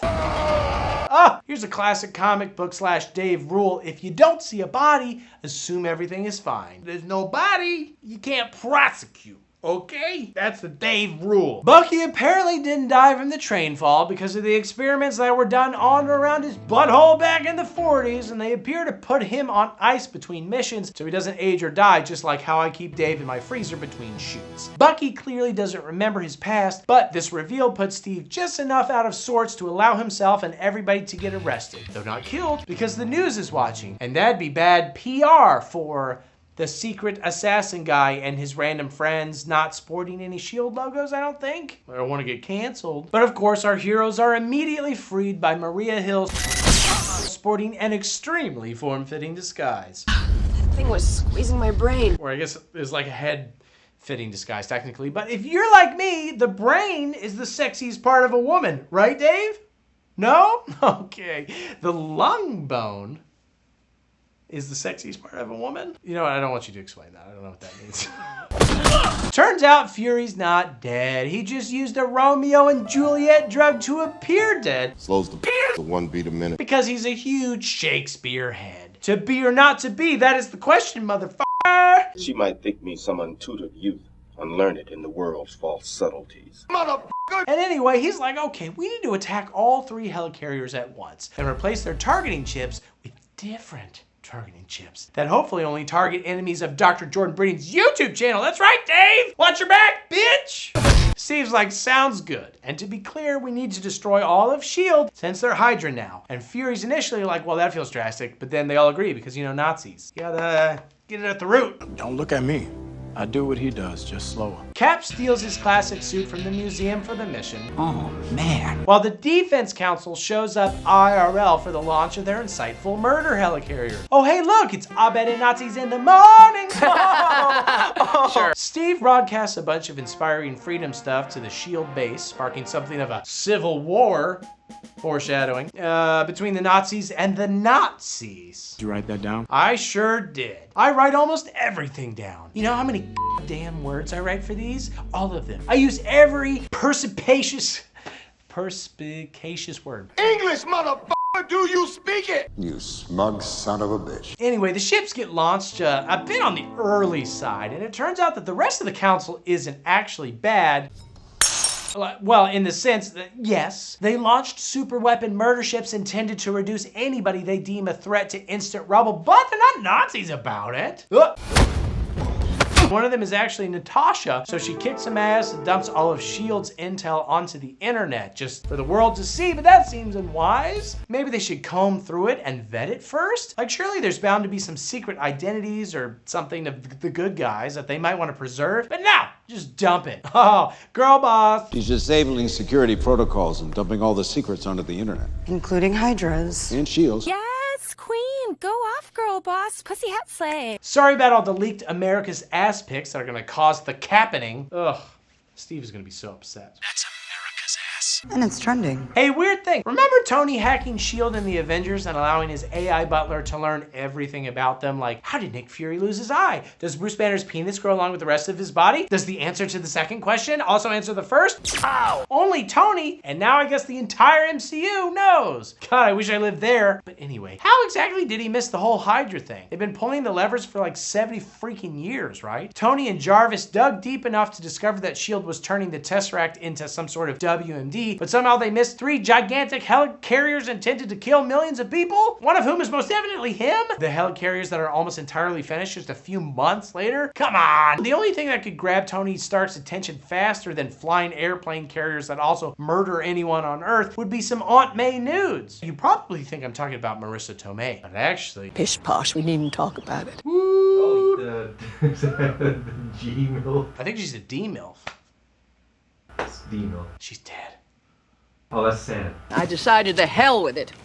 I'm moving on. Even if there wasn't a secret Nazi forum where Hydra employees could complain about Jewish coworkers and share 4chan memes, which I guess is now what Twitter is, basically, surely there were some files that would raise suspicion. Again, the Winter Soldier alone has been assassinating people on behalf of Hydra for decades, including your parents. Spoiler alert, Tony. The only reasonable explanation is that Jarvis is himself a Nazi. Or he's stupid.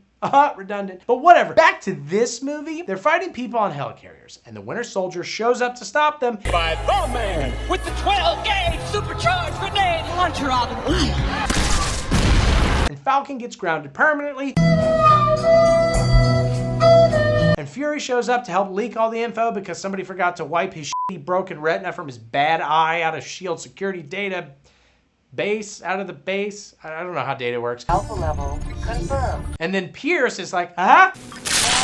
And he presses a button that kills everybody on the council via their name tags that he gave them. And he's like, I'll kill you, Natasha, too, if you don't let me go. But man, he really should have done this like 20 minutes ago before everything got leaked on the internet. Like, nothing's changed. Why wait? Hey, here's a live look at me and my dog every day of my damn life. Drop it!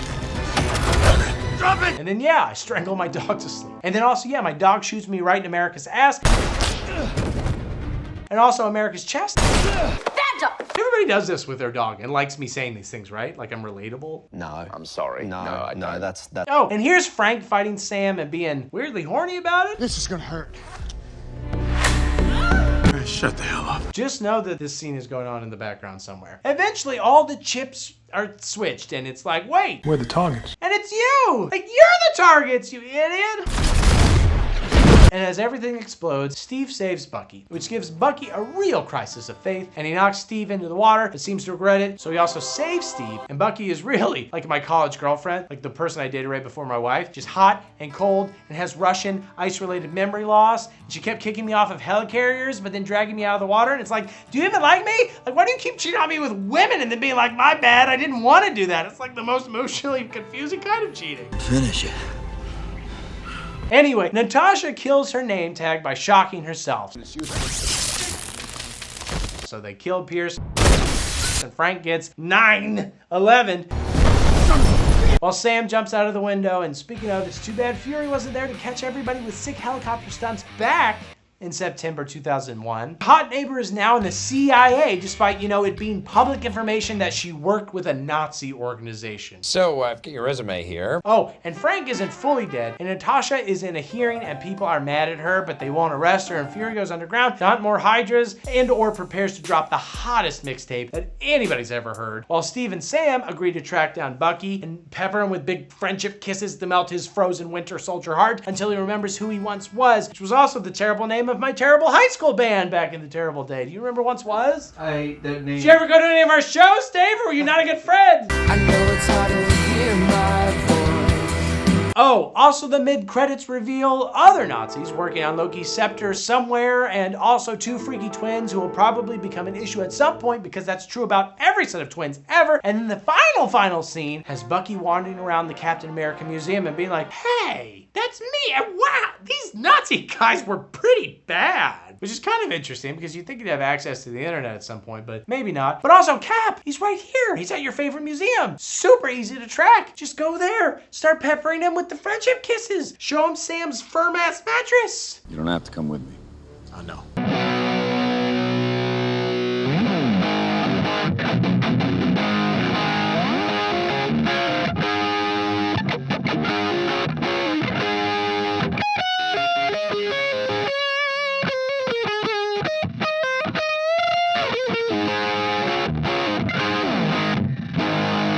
I can play guitar. I don't see how that's relevant, but congratulations, I guess.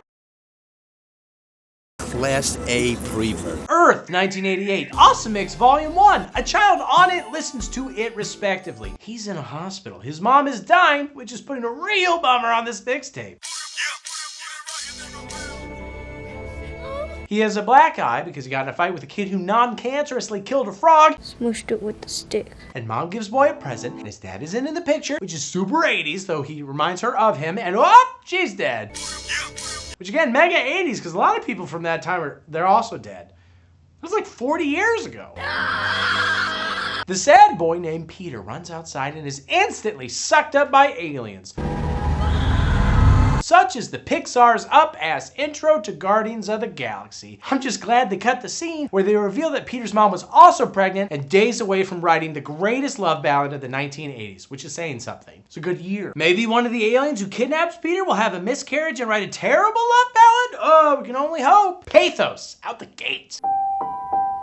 Anyway, that was 26 years ago in Earth years. God knows how much time has passed in space years, and we're now chilling outside Morag, a planet as abandoned as Peter was by his father. You're so like your daddy. Fat deadbeat loser. Peter is changed in that he can eat ice cream for dinner whenever he wants and no one can say anything about it, and he also has a ship and a helmet and rocket boots and a locator thingy. But he is not changed in the sense that he still has his cassette player, which he jams out to, while he abuses the local wildlife.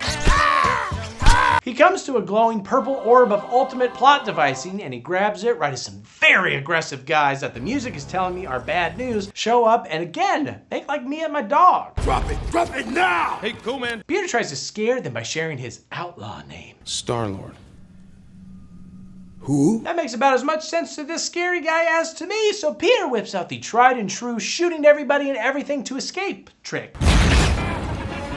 You can take the American out of the galaxy, but you can't take the America out of him. Oh, grown-up Peter also has a grown-up purple lady on his ship. My man, getting some of that grimacy, right? Yeah, what do you call grimace's holes? I would call it a grimace hole, actually. Oh, a G hole. I bet he knows all about the G hole, because my man Peter's grown up. And he's sad, which means he's made a lot of questionable life choices. Look, I'm gonna be totally honest with you. I forgot you're here.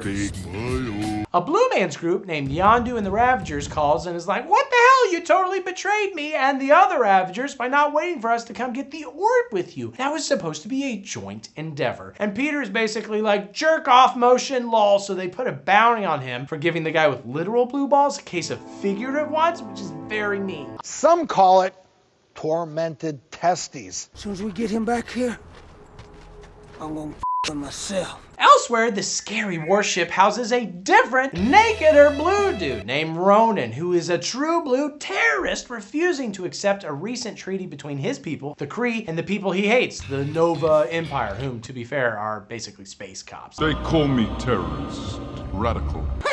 Terror Smurf then smacks a prisoner in the head with his big old gravity hammer, cementing his status as the main villain of the film. You know, every time Dave comes over, I smack a prisoner in the head with a hammer just so Dave knows who's in charge and why he won't be getting paid that day. Because I do not forgive your people. Also in this ship are a green girl, because space is just colors, I guess. She's named Gamora. And then our 15th blue character is named Nebula. Both of them are adoptive daughters of a big-ass purple guy named Thanos, who evidently has a deal with Ronan to kill a whole bunch of Nova people in exchange for that purple orb. You know how you know if somebody's an alien? The fucking cool color. And by that I mean on that side of the spectrum, you got your blues, your greens, your purples. That means, uh-oh, that's not a human. That was me doing Stan Lee. Look at Mr. Smiles over here. And I get that Thanos is supposed to be the bad guy here, and we don't want him to do what he wants, but it just makes sense for the purple guy to have the purple orb. Just like the blue guy had the blue balls, and all the other blue people to feel blue, maybe? I guess that maybe just makes Gamora jealous? Does she have green balls? Space is confusing. Oh, I'm sorry. I didn't know. The Nova people are from this planet, Xandar, where there's a talking raccoon named Rocket and a barely talking tree named, I think, Poop.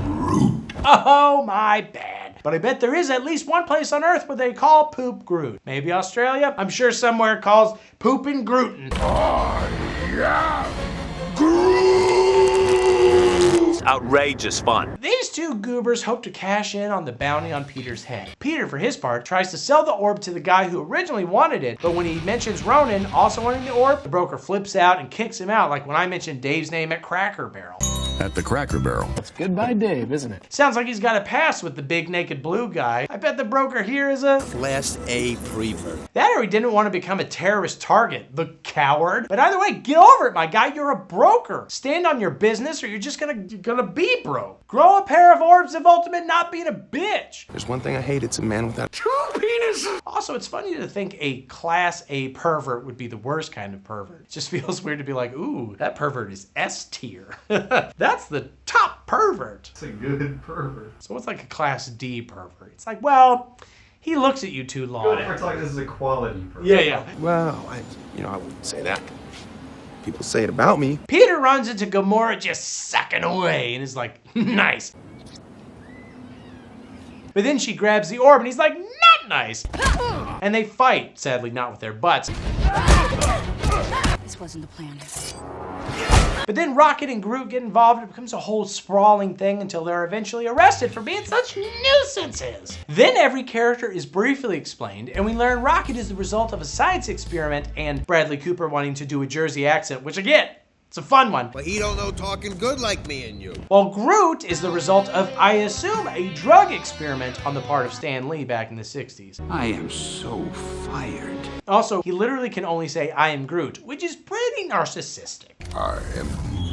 Well, that's just as fascinating as the first 89 times you told me that. As it turns out, Gamora was intended to betray Ronan and sell that orb so that she could buy a new life somewhere. After, I assume, receiving color transplant surgery to make herself pink, or maybe even orange. My beautiful creation. That's like what plastic surgery is in space. Well, you can't be the same person because you're orange. I can't recognize you now. You are Superman, aren't you? Lois, look, we've been through these hallucinations of yours before. But apparently before that, she'd pissed off basically everybody in this prison by her association with Thanos the terrorist. But again, terrorism isn't that big a deal, everybody. We've all dabbled. You know, you'll be hanging out with some new friends that you just met, which is crazy because you're in your 30s and it's so hard to make new friends. And, one of you will suggest blowing up the local DMV just for fun. And you don't want to be the only ass. But there are people in there, so you just, you drive everybody there, maybe you help mix some chemicals and you keep the car running, but it's just part of growing up. It's just part of making friends in your 30s, What a bunch of a-holes. Thankfully, Peter at least should be okay because the raccoon and his int friend intend to protect him, break him out, and then, well, I guess they're gonna collect the bounty on his head, which is less nice, but at the moment, it's a big win for Peter. They're gonna keep him alive for now. Go to town. When Gamora is dragged away to get murdered the following night, particularly by this big strange blue and red dude named Drax, who says that Ronan murdered his wife and child, which I'm just gonna say it, was super uncool of him. But Peter is like, look, don't kill her, please. She knows where I can sell my orb now that the other dealer chicken shitted out. And I banned from Space eBay because of some bad reviews. You don't care. Also, specifically for you, Mr. Drax, she can help you actually get to Ronan, who is who you really want to kill. Okay? That's who you want. And he's like, okay, fine. And Rocket was also there, and he's like, oh, I'll help you escape if you split the orb bounty with me and my tree friend here. I'm John C. And everybody's like, it's agreed, we're gonna be best friends forever. Ah! I could care less whether you live or whether you die. And I will never stop loving you. And now we cut back to the damned bad guy ship for one of several evil Zoom calls that will take place throughout this movie. And okay, look, I get it. Superhero movies live and die on their ability to set up the next superhero movies. I have friends more excited about what a movie points to in the future than what is actively projecting into their present, slightly leaking eyeballs. The story is an endlessly teased, perpetually arriving thing that only truly manifests once every 20 movies or so. Spoiler alert for this video. Who knows where it's going? Now, granted, it doesn't feel quite so bad in this instance because they're just sprinkling movies with little Thanos scenes and they have a clear end game in mind. And that was definitely cool the first time. It showed that Marvel had, like any self-respecting supervillain, some sort of plan for their series of films about young boys who squirt. Again, spoiler alert, we'll get to it.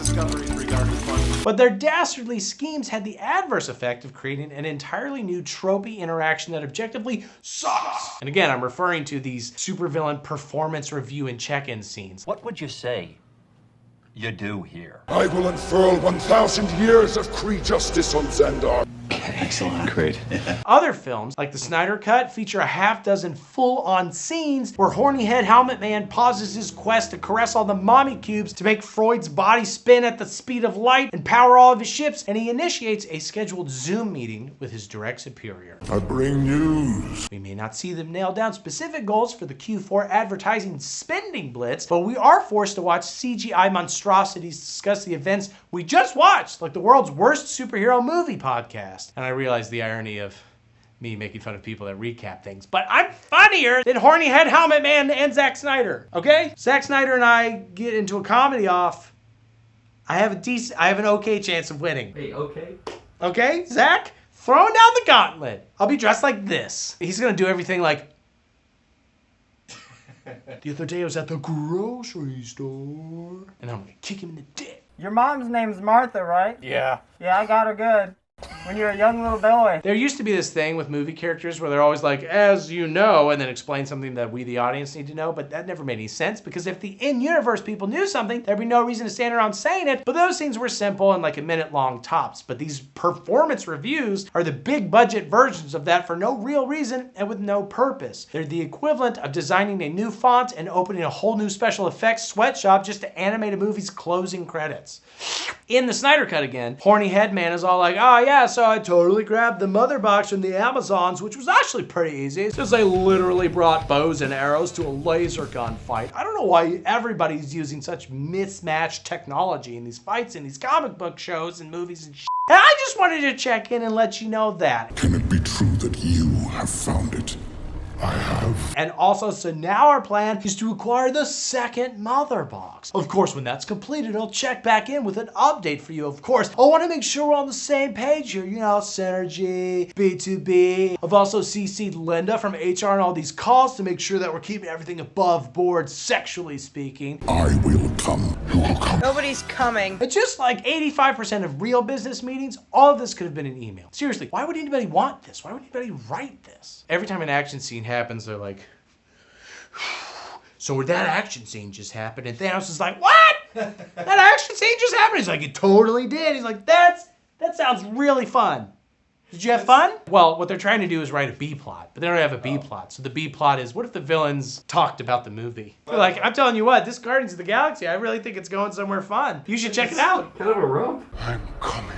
They're all coming. Stop coming. The same thing happens in the most recent Mortal Kombat, where Sub-Zero frequently freezes even his rampage so he can catch an overnight to Outworld and recap the various plot developments for Shang Tsung and audience members too stoned or bored or both to remember. I killed him, Centurism. ago. And it was during the opening credits. No one thought Sub-Zero was cool as a kid because he was middle hinch management. I am no longer Beyond. I'm middle management now. Even F9 constantly cuts back to Charlize Theron in her drum cage to ensure that she remains abreast of the developing situation. Look familiar? The other half's hidden in one of the agency's thousands of penises. Those villains aren't even on our side, but it's the Fast series' clumsy attempt to cement their retcon about how 300 movies have been building to just one supervillain, Mr. F. She's an MRF. I mean, the goal clearly is to nudge whatever series towards a similarly inevitable spoiler, Thanos-y, I'll do it myself moment, which we're gonna see here in a minute. Spoiler alert! But it's like, oh no, the stakes are about to be even higher. Steppenwolf was one thing, but now Darkseid? Oh my god, Darkseid is historically kind of horny for Wonder Woman. That sounds like trouble with a capital T, and that rhymes with P, and that stands for pussy. Ah, you gotta catch it in theaters! Ooh, what's happening? You've been sapped. But there have to be other ways to tease future villains and conflicts that don't require bogging down our escapist fantasies with tension-free Google video chats between a genocidal space dolphin and his regional manager. What if instead Steppenwolf nervously confided in a subordinate his fears that if he doesn't collect all the mama crates, Darkseid might come and do it himself? Darkseid? Says the flying monkey bug thing. Why, he's an even bigger bad than you! He is, and I'll say no more about it. We've got a wonderful woman to kill. Boom. Done. I just cut an hour from the Snyder Cut. Hire me, Warner Bros. You don't even have to release this movie. You could just use it as a write-off. It's the perfect business plan. I'll write the best movie you've ever seen, and you don't have to you just say, oh, it probably cost $1 trillion. I need $1 trillion back in taxes. I forgot to release it. Oops. I misplaced my movie, IRS. Again. All right. Here's the $180 million back. How do we get $180 million? I think we just have to say, I mean, have they proved it? Has some guy at the IRS seen Batgirl? Or have they just said, we made a movie called Batgirl, it cost $180 million. And he's like, well, I don't want to watch it, so. But in the meantime, yeah, the Zoom stuff isn't working. Thanos requires your presence. Not until I get reimbursed for it. So they commute to Thanos and his space toilet where he's like, well, my favorite daughter Gamora needs help, so I'll send Nebula, I guess. Thanks, Dad. Now, I know he's alluded to as a genocidal maniac, but being mean to his space daughter is just too far. You alienated my favorite daughter, Gamora. I have Earth daughters, 2 of them, and I never say something as unkind as I send them off to murder and steal. Speaking of, join my Patreon so I don't have to send them off to murder and steal so many things so often. Return to me again empty-handed, and I will bathe the starways in your blood. Thank you! I love you, bye! Oh my god, we're back in the prison. That was a long time. Back in the prison, Rocket comes up with an elaborate plan. Oh, it's already in motion because Groot did the last part first, like a guy throwing up in the sink the morning before his annual night out with the boys. But it all still works fine, and they escape by killing the prison's gravity and using the control tower as an impromptu spaceship until they can grab Peter's actual non-promptu ship, which, like Dave's everything, is apparently just coated in jizz. If I had a black light, the place would look like a Jackson Pollock painting. I want it. It's everything. That's canon, that's lore. Now, there's also a joke here that I'm starting to recognize is Gunn's favorite kind of setup. Like, basically, Rocket said they needed a one-legged guy's prosthetic leg for this plan to work, only to reveal that they didn't need that. He just thought it'd be funny to take some guy's leg. Oh, I was just kidding about the leg. I just need these 2 things. What? And I'll elaborate on this later, but Gunn just freaking loves the idea of plans with needlessly complicated elements that then get played off as a joke. I thought it'd be funny. Was it funny? No, wait, what did he look like hopping around? Gamora leads them to nowhere, which sounds like exactly the wrong place to go, but is in fact the name of a severed celestial head, which doesn't register as a thing that makes sense to me, but is also home to a mining settlement that makes money by sucking organic matter out of the thing illegally. It also presumably houses the guy willing to buy their orb. We are to wait here for his representative. While they wait for that connection to be made, the team bonds by gambling, I alone has won, as I wanted all things, and drinking. Now let's put more of this liquid into our bodies, and almost dancing. And then fighting and getting their feelings hurt. No one's laughing at you. And they've lived more moss in these 6 minutes than some of us do in an entire lifetime. I am not some story-eyed waif here to succumb to your pelvic sorcery. What kind of sorcery is this? Then a pink lady shows up and takes them to meet the Collector, who explains, okay, the orb is housing an Infinity Stone. 1 of 6, by the way, fashioned from primordial powerful shit. present at the beginning of time. There's a little pee coming out of me right now. Turns out the pink chick is a slave and not having it anymore, so she grabs the stone in an escape attempt, but all she manages to do is...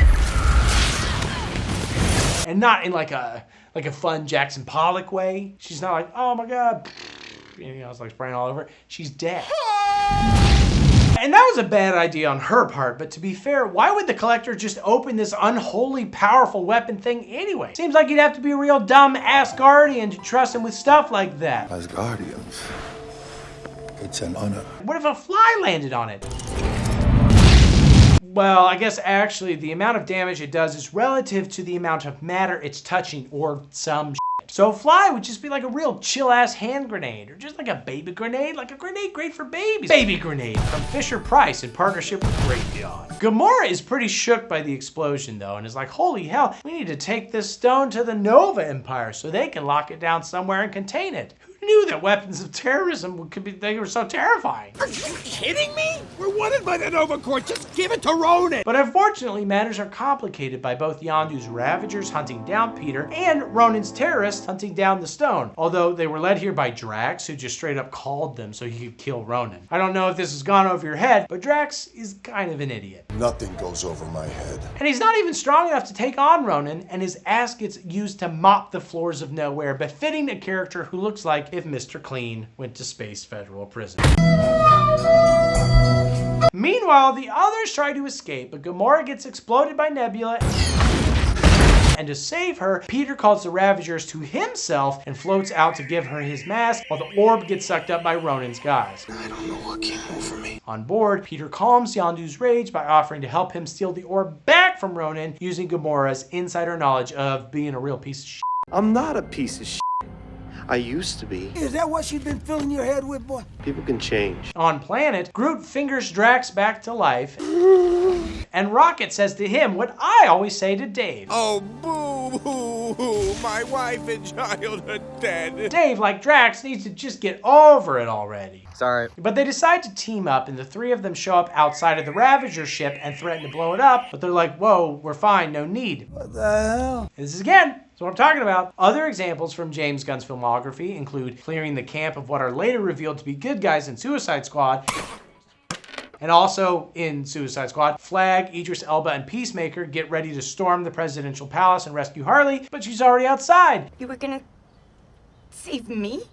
It was a really good plan, too. It also kind of happens in Super, where the main character goes to a comic book shop to research superhero weapons and then settles on a wrench. Like, that's a bit anticlimactic. I'm sure there are other examples. Something from Peacemaker, absolutely. Oh, no, you're not gonna goad me into attacking you. It's not like James Gunn is the only person to do this, but man, he does love shitty plans. It's real. And they are pretty funny. They're good for a joke. There's one more thing we need to complete the plan. That guy's on. No, we don't. Oh, and back on Ronan's ship, his bi-weekly catch-up Zoom call with Thanos takes a weird turn when Ronan decides he doesn't even need Thanos anymore. He already has an Infinity Stone. And if you can't trust a guy who was imprisoned by his own people for trying to commit space genocide, who can you trust? He juices himself and his gravity hammer with the stone, and my man is about to become a running riot. I tell you what, every time I get a gravity hammer, it's like, gabow, gabow, killionaire. He also threatens to kill Thanos for no clear reason other than space roid rage as soon as he finishes genociding Xandar. And they're gonna have to make entirely new Haloisms for the damage that this guy's gonna do. Social credit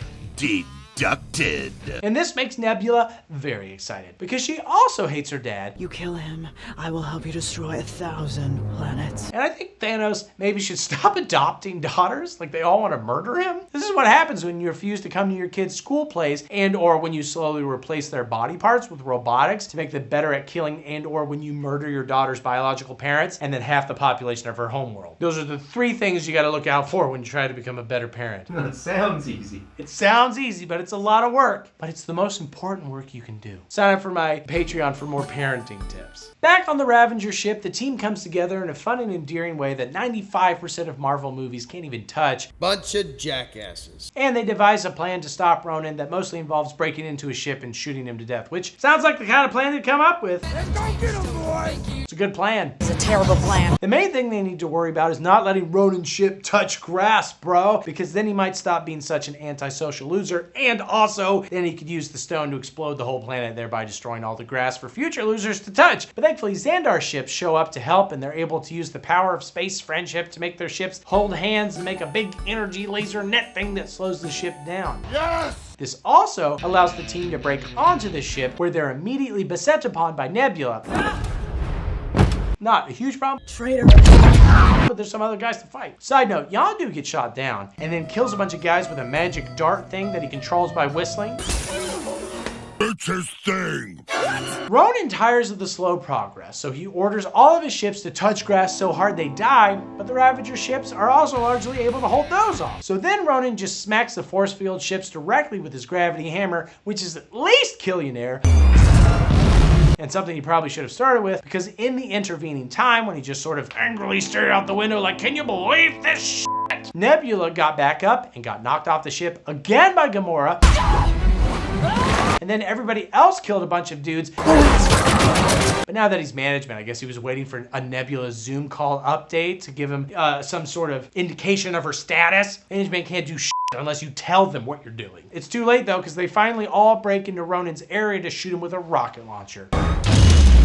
You did it! Nope, not fully, but it's fine because now they're all stuck on a ship falling from the sky, so Groot becomes a big old forest ball to protect them, even though it means he'll die, but that's okay, because he finally learned a fourth word. Me poo-poo. Crash. Cry. Cinema. I am the movies. Groot does seem dead, but Ronan, not so much. Ronan name drops the movie real quick. You're guardians of the galaxy. Hey. But then he gets distracted by Peter bringing the heat. Bring it down hard. But actually, that was a distraction. So Rocket could shoot a rocket. Oh, I get the name now. And he shoots it at the hammer, which frees the stone, which Peter grabs. It slowly appears to melt as he holds it, but then he links hands with his best buds so they can share the juice long enough to blast Ronan. And then put the stone back in the orb, which is a powerful message about the power of blasting, juicing, and handies. Thank you, James. Metaphor. Sorta. Ravagers show up and demand the orb, and Peter gives it to them, and it's revealed they abducted Peter to deliver him to his dad 26 years ago or whatever. And oh, by the way, Peter is part celestial or something, which is why the stone wasn't able to kill him, along with the power of friendship, of course.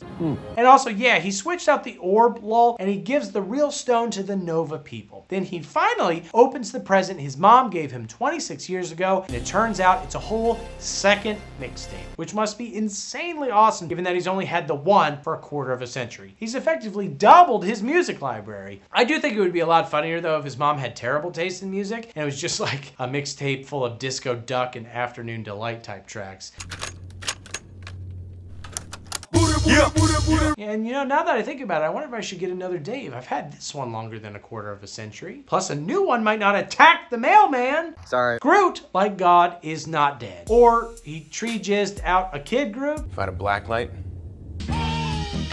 Either way, the audience and Marvel's toy division are very happy. And everybody is now a cool-ass team together. And also back on Nowhere, the Collector chills with a space dog and Howard the Duck, because I guess Marvel didn't have anything upcoming ready to plug yet. It's fake.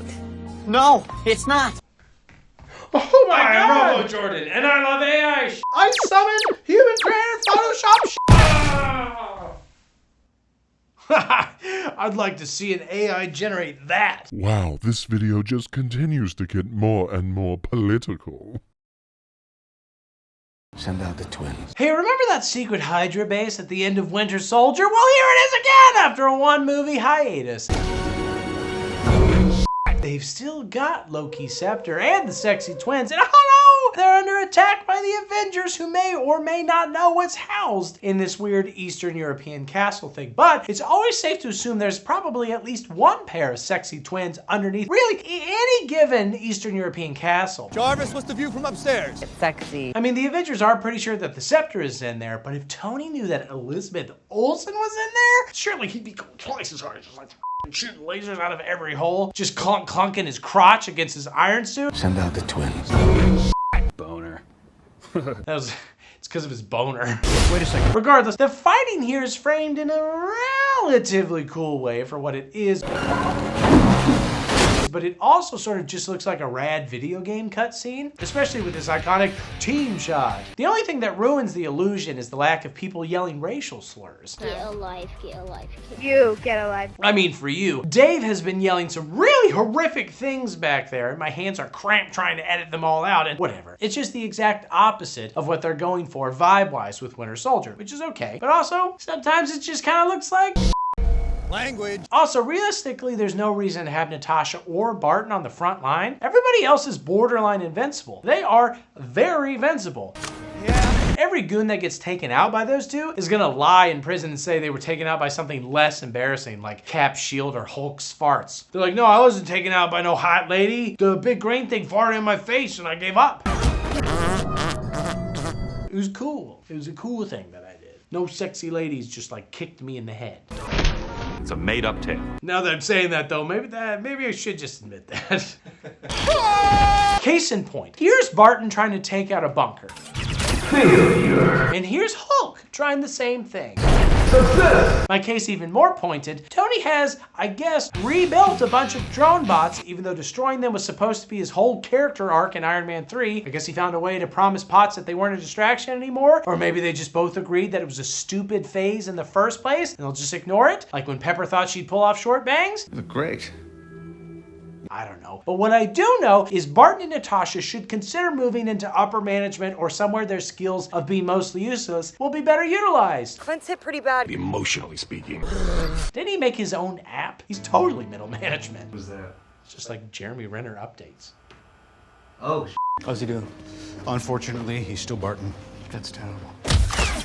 Anyway, they win the battle despite some light from Pietro the Fast Twin, and I feel like Pietro could be a bit more creative, like replace people's arrows with pool noodles, or wipe mud on people's butts so it looks like they shit their pants, or take their IDs and sign them up for some high interest loans. I mean, don't limit yourself, bud. You don't just have to knock them over. I am never gonna financially recover from this. You didn't see that coming? Wanda also gets involved and sort of gives Tony a vision of everybody dying and it being his fault, because clearly the twins' powers are inspired by drugs, like Pietro's speed, obviously, and Wanda is a bad batch of acid. But if you're confused, just remember. He's fast and she's weird. But also kind of sexy? No, weird. Oh, and they probably have a third twin somewhere who's like marijuana inspired and is just like mellowed out on the couch somewhere, plotting, big ideas, not a lot of action. Boner.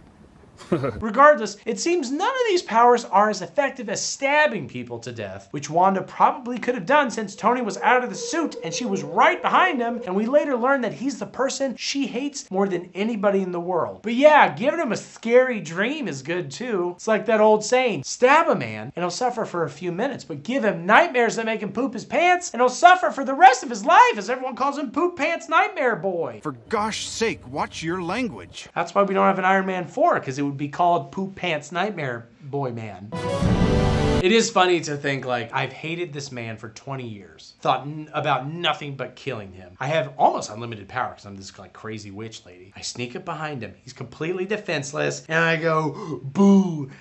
Imagine if you did something bad. And he's like, oh, I can't handle the shame. And it's like, okay, well, I mean, I suppose ostensibly she's going for something longer term, but it's like, just stab him in the kidney. Remember that really embarrassing thing you did 15 years ago? Oh, shit. Oh. That's not going away anytime soon. Post-battle, Hulk needs to be talked down by Natasha, so I guess her contribution to the team is being so sexy and feminine that Hulk can't help but forget why he's even angry in the first place. Time for a lullaby. Here is my bud as I lean against the wall. I roll it to the ground, babe. Though Scarlett Johansson touching you and speaking in a low, breathy, husky voice seems like it would do the opposite of calming you down. I mean, remember in the first movie, he couldn't have sex with the elf lady because he was like, oh no, oh, what's going on? I can't get too excited. And yet when friggin' Scarlett Johansson's like, oh, slow down, big baby. He's like, oh, I feel nothing. That's a gay Hulk, Dave. Sun's getting real low. Now that's a movie I would watch, dude. Gay Hulk? Yeah, hell yeah. We can't do this. It's okay, I want to. No. I'm gay! Anyway, they find Loki's scepter, which should be theoretically the end of the Chitauri and Hydra, which is good. Title card! We're at the title card? This is a long one, Dave. Holy shit, I have no idea what's For gosh sake, watch your language. Tony analyzes the Scepter's jewel thing, and he and Banner nerd out when they realize it almost seems like it's thinking and could maybe get turned into some sort of AI that could steal intellectual property at speeds unimagined by men till this point. And then we wouldn't even need creatives. We could just have tech bros named Bryce type really good YouTube videos with really big boobies into a prompt box and boom, $1 billion. Join my Patreon or become a channel member today to help me build my own big titty robot. The toaster with 2 grapefruits taped to it that Dave built is just not enough to compete with Midjourney or whatever the cool AI is now. I mean, she looks great. Don't get me wrong, but I don't know. Miss Toasty. Miss Toasty Booby Bot. Great, I want to poke it with something. But no, actually, what they're hoping is they can sort of automate planetary defense so aliens won't be able to attack anymore. What if the world was safe? Boring. And that's interesting. But Tony's flat-chested drones and Jarvis seem fine. Not sure what adding a better AI to them does exactly. Just type in, shoot aliens. It's like, no, we need the most advanced AI to say, shoot aliens in a flying V pattern like the Mighty Ducks used. So you're going for artificial intelligence and... Except, oh, actually, here's what the new AI does. It immediately goes 0 to Skynet and locks Jarvis out of the system and calls itself Ultron and is like, whoa, I want to take over the whole world, so... There's only one path to peace, the Avengers' extinction. Also, our friendship. These things would stop happening in movies if people would just give their killer AI access to only the good parts of the internet. Like my channel. If it only trained on my channel, it would be stuck in the corner saying dick jokes and wouldn't hurt anyone. Yummy, yummy penis time. That's literally exactly what happened. Terrible noise. She'd be like, oh, you ever seen a big dick? Hey, did you guys see the new Marvel movie? It had some wacky elements. Hellraiser 5, did you know that was directed by the guy that did Doctor Strange? Ah! Can I kill it?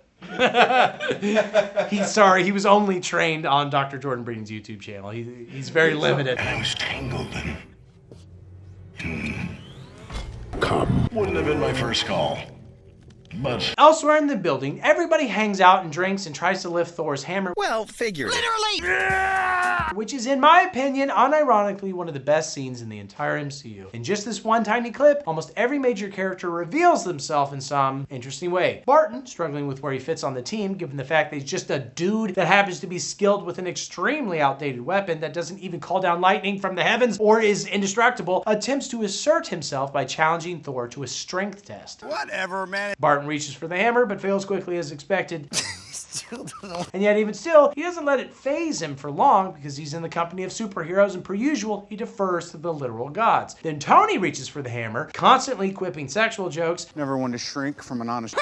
And when his strength isn't enough, he also turns to technology and even enlists the help of Rhodes, completely missing the being worthy aspect. Making us watch Iron Man 2 alone should be a disqualifier. Mr. Musk, how are you? To him, it's just a game to be beaten. This mirrors his approach to every other situation in the series. He either makes a better robot or he gets his token black friend to help him fight. That can be recast at will and nobody seems to care. Don't do that, they'll believe that. Don't do that. Then Banner takes a stab and mostly just makes things awkward because he remains in Banner form.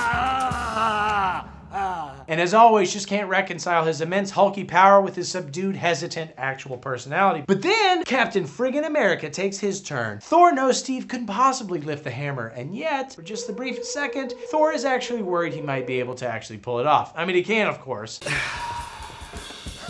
But Captain America's quiet strength is undeniable even to an alien Viking god from space. And also, of course, Natasha doesn't even try because she doesn't need to be involved in penis measuring contests. Oh, no, that's not a question I need answered. Her penis is undeniably the largest, according to all that fan art that Dave won't stop slipping under my door. I don't want it. I have a family, Dave.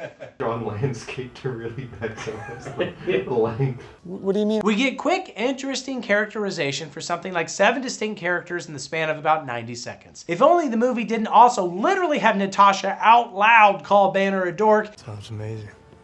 He's also a huge dork. And other pointless, straightforward character explanations that they apparently didn't trust us to notice in the quieter scenes. Then again, apparently a lot of people didn't notice that The Boys was anti-right wing for years, so maybe this exposition was needed because media literacy is dead. Remember what I told you. Don't be a Sorry. Anyway, I love this scene. I wish Marvel did more stuff like this, but enough of that froofy character shit. Time for a fight scene!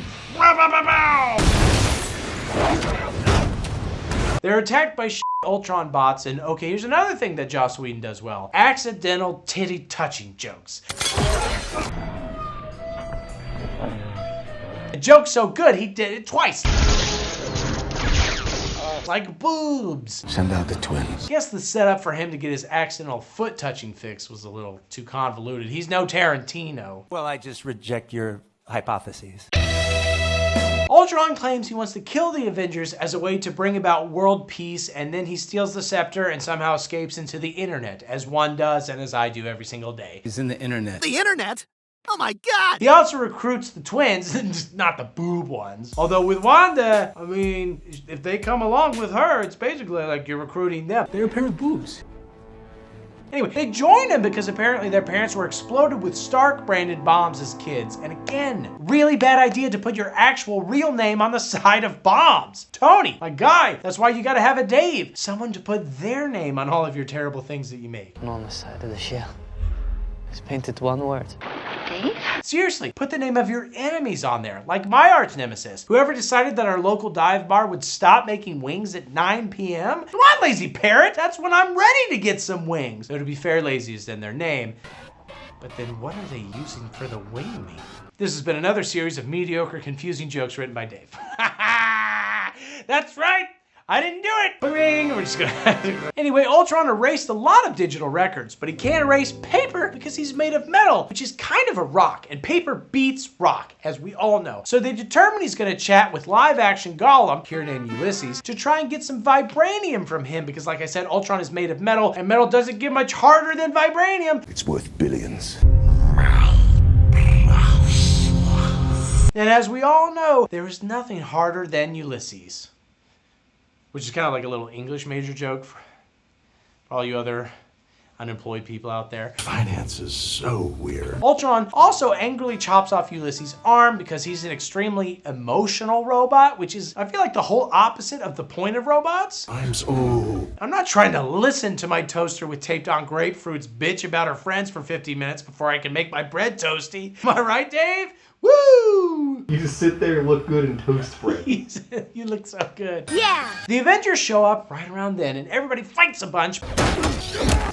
But also Wanda mentally roofies everyone, which messes them up bad. We're all dead. And also, I feel like this is important to mention, at this point it seems like her only power is messing with your brains, but we later learn that she can like contain explosions, like create an entire town out of her sadness and trap like hundreds of people inside of it. So what is she doing? Just like, hoo-hoo, you're gonna feel a little iffy. Boo, boo, boo, boo. She's like, blah, blah, blah, blah, blah, blah, like sneaking through the shadows. I'm like, maybe she likes the drama. Yeah, she's just a catty bitch.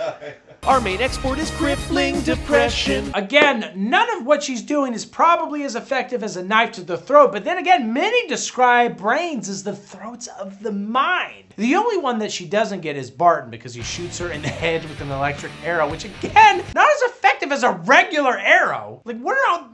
You're working so hard, everyone, to not kill each other. Pretending you could live without a war. I guess it gives her a better chance of starring in a spin-off Disney Plus series in 5 or 6 years. I do. It's hard to have superheroes fight when you're not sure if you want to use them later. I sort of have stun arrows, just in case I run into somebody sexy. I can't physically throw up in my mouth. Banner takes it the worst, and he attempts to destroy all of Africa because, by the way, they're in Africa. I want the candy. And this forces Tony to put on Hulkbuster armor, and Hulk rages against the machine. I'm sorry. But Tony manages to limit the damage to only like 5% of all of Africa. Seriously, like the city is gonna be uninhabitable now. Eventually, Hulk calms down when he sees how scared everybody is for just long enough so that Tony can punch him unconscious. Go to sleep, go to sleep, go to sleep. And given everything he's withstood during this fight, a swift punch to the face doesn't seem like enough, but that's what the script called for. So everybody's power is just...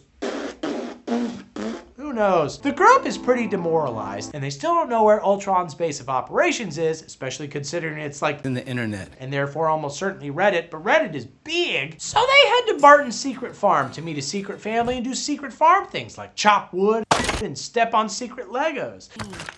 They also reveal secrets to each other, like how Fury is apparently hiding in the barn, probably reading the secret to pass time. Yes, he is, but he's not making any headway. And another secret is how Natasha's secret womb is sterile. It's efficient. Which I guess explains why Banner's so reticent to fully commit and just date her already. I'm kidding. It's because he'd crush her with his huge green penis. We know this is canonical. We saw it in the first movie. It doesn't matter how fertile you are if you're flat. Trust me, I'm a doctor. I would have joined you, but That man has the largest penis I have ever seen. I don't mean chested. She's quite buxom. I mean her whole body. This is a long movie. Oh, and also Thor flies off to go talk to his foreign scientist friend, and together they go to a magic pool of exposition so Thor can have a vision of, I guess, all the Infinity Stones, which convinces him that there's an Infinity Stone in Loki's scepter. Honestly, I do not get why this scene exists besides Thor's nipples, or his thipples. 2, please. But it does. So I'll tell you about it because that's my job. This is what I do for money. Sign up for my Patreon or become a channel member so I can poorly explain more pointless scenes and make up more synonyms for specific nipples. For example, these dipples are out right now. Keep your eyes up here. Over here on the television. Okay, I'm sorry, Dave and your dipples. Elsewhere, Ultron mind controls a Korean scientist lady with that very scepter to force her to build him a more physical body using vibranium and this big pressure cooker thing. He also turns the scepter stone yellow and plops it on the sick new body they're building. But once he's like 50% uploaded, Wanda is able to suddenly read his mind now that he's alive, and she learns, uh-oh. You're madmen. No, actually, we are robots. He's gonna basically kill all of humanity. She's like, wait, I'm a part of humanity. And worse, Dr. Jordan Breeding's 3 children are part of humanity. Oh my God! How could you? How could I what? So she and Pietro turn on him and run away. Wait, guys! And things get hairy. Well, not literally. Ultron's new body is like so smooth, dude. Shaved. So Ultron loads his new hairless body on a truck to deliver to somewhere more private, more comfortable, where they can be alone. So he can upload himself, all of himself, over and over until he's done uploading. I just need a little more time. Back at the literal farm, Tony realizes somebody is thwarting Ultron's attempts to access nuclear codes. So he goes to figure out who that might be. Is there like a special computer place you have to go to find that out? Oh, I'm decrypting nuclear code. Well, while he's doing that, the others go to stop Ultron from impregnating that big fake body he's building, because that's basically incest and only legal in like some states. They're told they can't just blow up the truck because the stone in the body is too volatile, and it might blow up the whole dang planet. And also, we haven't had a chase scene in a while. So they do that, and this is an instance where, okay, I understand needing to use Natasha and Bart. Half the team is having crises of faith, God knows where, and they can't just use overwhelming power to blow up everything. For once, it's not just Hulk ripping 18-wheelers in half while Natasha keys parked Teslas on the other side of the street. You're doing great, big guy. Anyway, the twins also come to help because they hate Ultron now. I'm fine. I'm not a piece of shit. I used to be. And ultimately, Natasha is able to get the body chamber onto Barton's plane, and it gets delivered to Stark, even though she ends up being captured by Ultron for no clear reason. Like, why would he capture somebody he intends to explode any moment now? Like, he doesn't even have the, dude, Scarjo, I'm a horny villain excuse. He's a robot. I wanted to show you. 2 penises! It's like taking a piss before you shower, just wasting time on something that would have resolved itself momentarily. The world made clean. But anyway, Stark's like, okay, so I know the last time I messed with this shit, we created a genocidal maniac robot who controls almost the entire internet, but this body is super cool. In fact, Jarvis never died. He's actually been the one fighting Ultron from inside Ultron by hiding in his GPU's library with just like megahertz in and shit. This framework is not compatible. And anyway, I want to reward Jarvis, old chap, by plopping him inside this big, beautiful, smooth body here. Banner, for his part, is like, yeah, I'm still on board with this plan as well. You don't know what you're doing. And you do? So everybody fights over the body like my children fighting over the last Patreon gift because they're so hungry we don't have enough Patreon gifts. 97%. You have got to give. But then Thor slams in and Frankensteins the body to life with his hammer because he claims he saw in a vision that this thing has an Infinity Mind Stone in his head. The Mind Stone. It's one of the 6 Infinity Stones, the greatest power in the universe, unparalleled in its destructive capabilities. Great.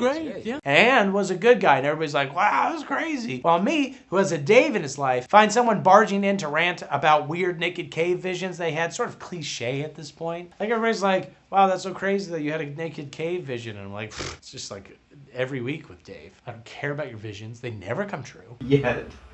Yet. I'm sorry. That was odd. But anyway, this guy who eventually becomes known as Vision is like, well, I'm a bit confused as well, as I'm not technically Jarvis nor Ultron, but I am on the side of life. so that's good. Don't listen to that guy. I'm gonna lead you down the path that rocks. I don't think it's that simple. Also, he can apparently pick up Thor's hammer, which I guess means he's worthy or a virgin? I don't remember the criteria. You're not? Because if it was just if you're a virgin, Dave would be swinging that shit around, smashing down cities. Africa would be reduced to rubble. And not what you are. A virgin. Natasha gets his signal out because Ultron left a bunch of tech shit in her cell because he's really not a careful man. But my plan is to kill all of humanity, but first I have to kill all the people protecting humanity.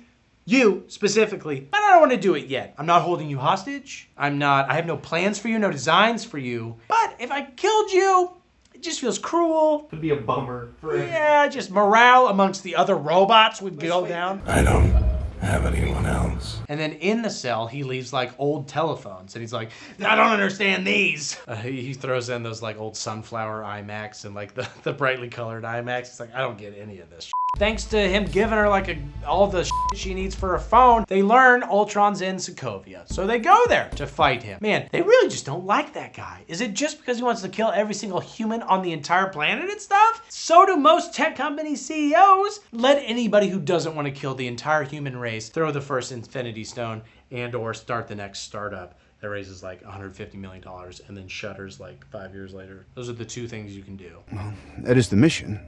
Did you forget? Whatever. They head to Sokovia and attempt to evacuate the civilians because I guess that's a responsible thing to do now that we're not in Africa.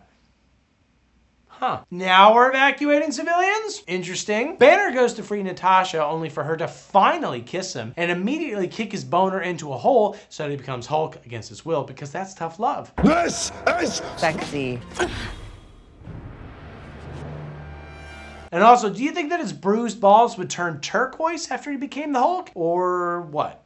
What do we think? What shade? So like, if they weren't kicked, they'd be just like a deep green. Like a deep, rich. Like a rich, velvety green. Yeah. But they've been kicked and bruised. So this is his color theory. So you add Yeah, right. So it's like red and green, it would be purple.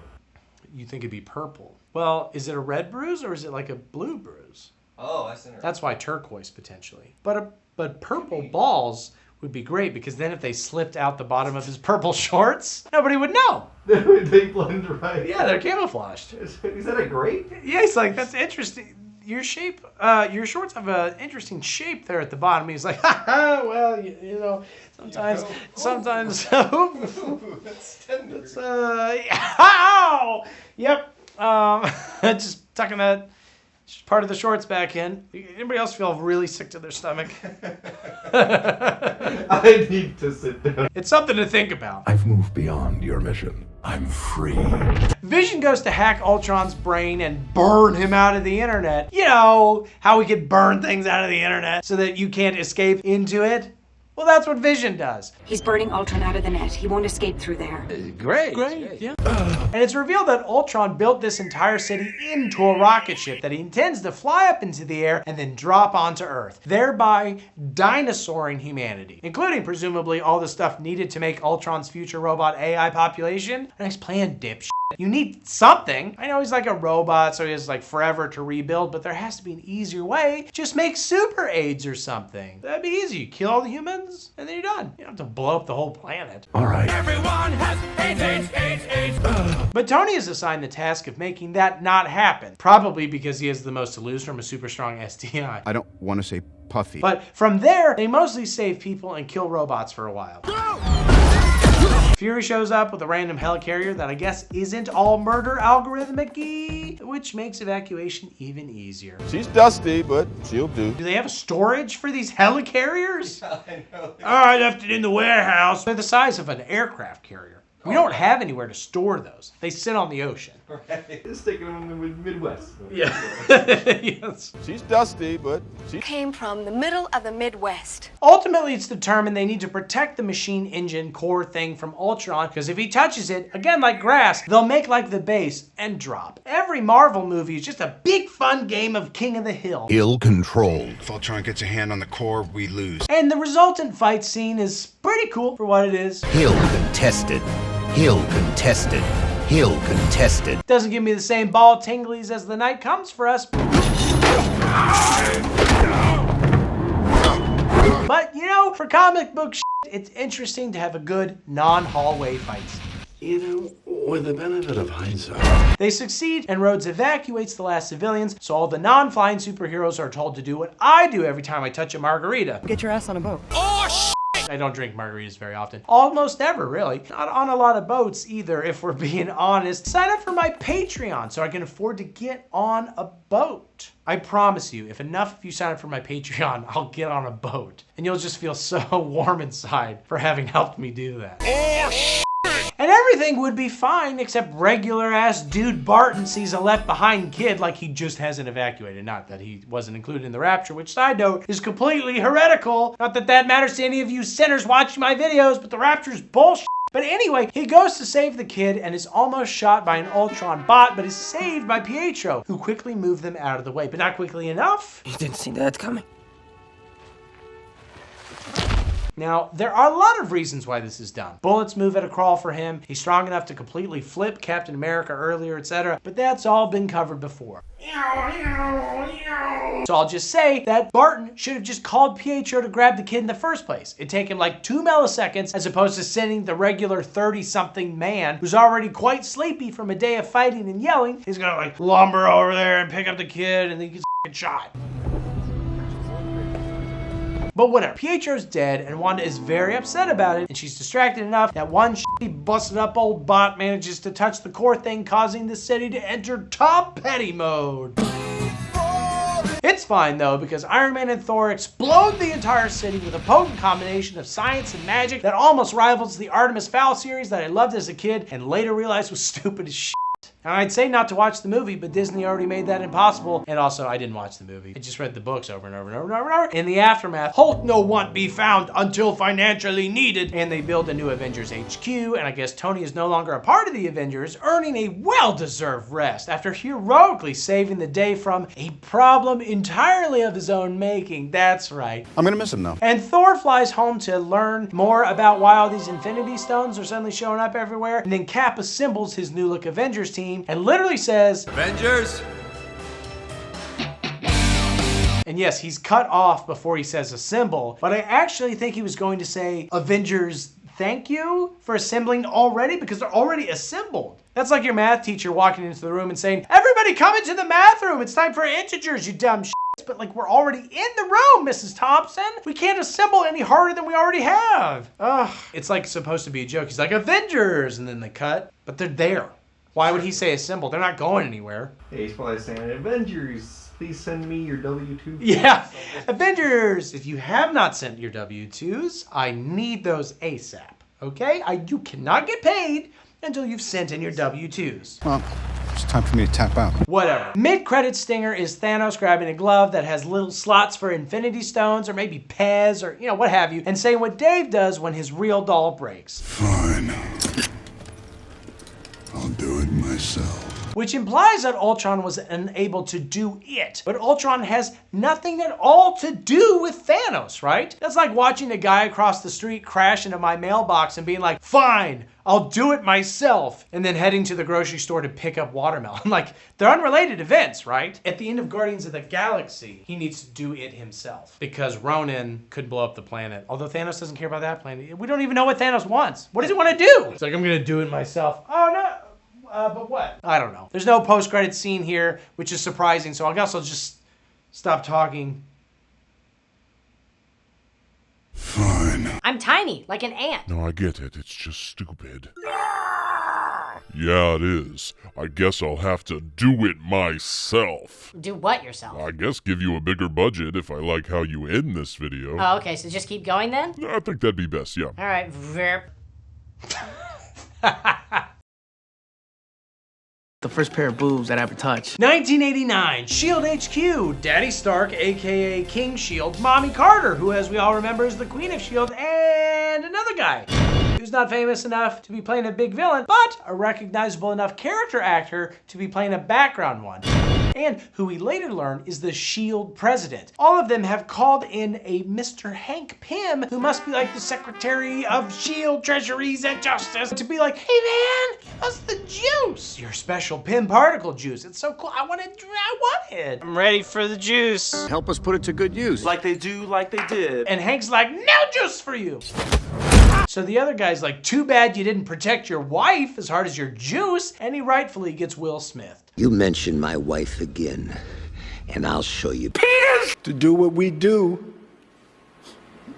you gotta be able to take 2 penises! On his way out, Hank is like, as long as I live, nobody will ever get the recipe for my special juice. It's like a guy named Frank showing up. Yeah. Hey, you're not getting my juice either. Nobody wants your juice, Frank. How many times I gotta say it? And also, it's very easy to make orange juice. As long as I am alive, nobody will ever get that formula. Frank, shut the Shut the up, Frank. Fast forward to present day, and Paul Rudd looking Scott Lang here is getting punched in jail, but don't worry. That's just how friends say goodbye, because jail is crazy in the MCU. I'll miss you, Scott. I'm gonna miss you too, Peachy. And in the real world, from what Dave tells me. Nah. Outside, he's picked up by former cellmate Luis, whose life has low-key fallen apart while Scott's been in jail. Hey, how's your girl, man? She left me. Yeah, my mom died too, and my dad got deported. Life clung to me like a disease. But it's fine, because he got a van. I got the van. It's nice. You can do anything with a van. Deliver ice cream, live in it down by the river, put 3 kids and a wife in it, join my Patreon so I can afford a van. The engine light in our stupid Acadia has been on for like 3 years now, and we're one sudden swerve away from our entire family exploding in a giant GMC fireball. I think the light's broken. That's what I think this is. Yeah, right? Luis is like, Scott, my main expert burglar type friend, do you want to help me rob something? I'm not wearing a wire, I just speak in exposition. And Scott's like, no, I've got a daughter and a master's degree in electrical engineering. I'm gonna go get a normal job. Yeah, right? Never mind. Well, you're fired, of course. I guess he's gonna head home to his apartment building that's apparently set in the Matrix universe. I mean, look at this guy's just... Should have gotten an English degree, my guy. Then you could make YouTube videos about movies in a demented killer's mom's basement. And even that's limited. I mean, now I make these videos in my renovated garage and they're only filmed by a demented killer. Dude. Sorry. Turns out that the rob job that sent him to jail was actually sort of like a Robin Hood-esque thing where he figured out his company stole stuff, and man, has that aged badly. Glad no companies do shady stuff like that anymore. Yuck.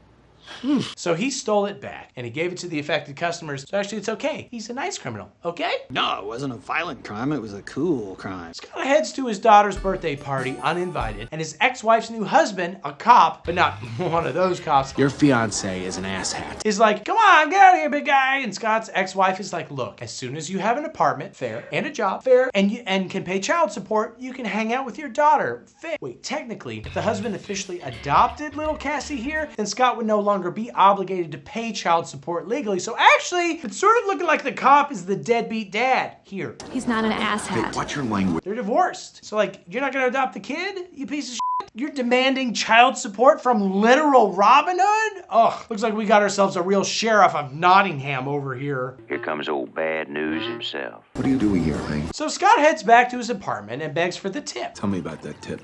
No, not that one. What?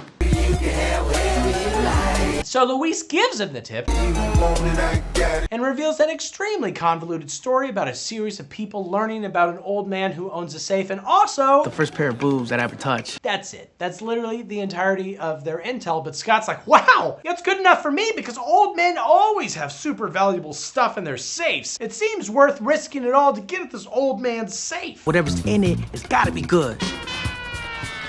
So Scott, Luis, and 2 other weird dudes who are always in this apartment cobble together an extremely professional and detailed plan, like acquiring uniforms and getting the van repainted and killing like 15 different alarm systems, and then a very limber Scott scampers over a wall and DIY cracks a fingerprint lock, and then even more DIY explodes a safe. only to find what he calls a weird old motorcycle suit. But considering that it's locked in a weird rich dude's safe, I would assume some type of gimp thing might be going on, which I wouldn't necessarily steal because it doesn't seem worth the heat/cleaning fees, but he does anyway, because maybe he's gonna get into motorcycle and or gimping.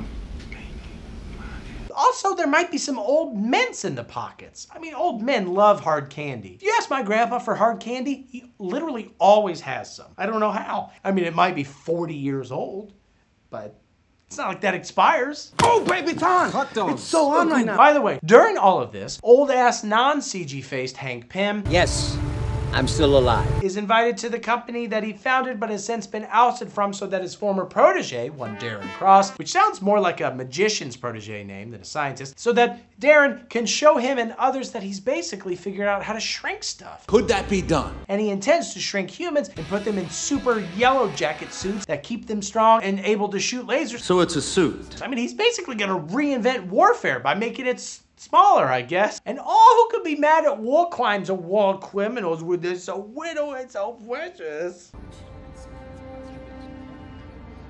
Don't be crude. It's like, oh, he's killing a little baby. It's like eviscerating a child. What's the matter? You're not impressed? Oh, I'm impressed. I hate babies. Other than, I guess, Hank, who is not thrilled by this, but the S.H.I.E.L.D. guy he punched way back when is like, I'll take 55 suits right now. 55 fries, 55 tacos, 55 pies, 55 cokes. My associates have agreed to your terms. Wonderful. But actually, there's also another guy that's not thrilled about this baby weapon, so Darren murders him by turning him into tiny goop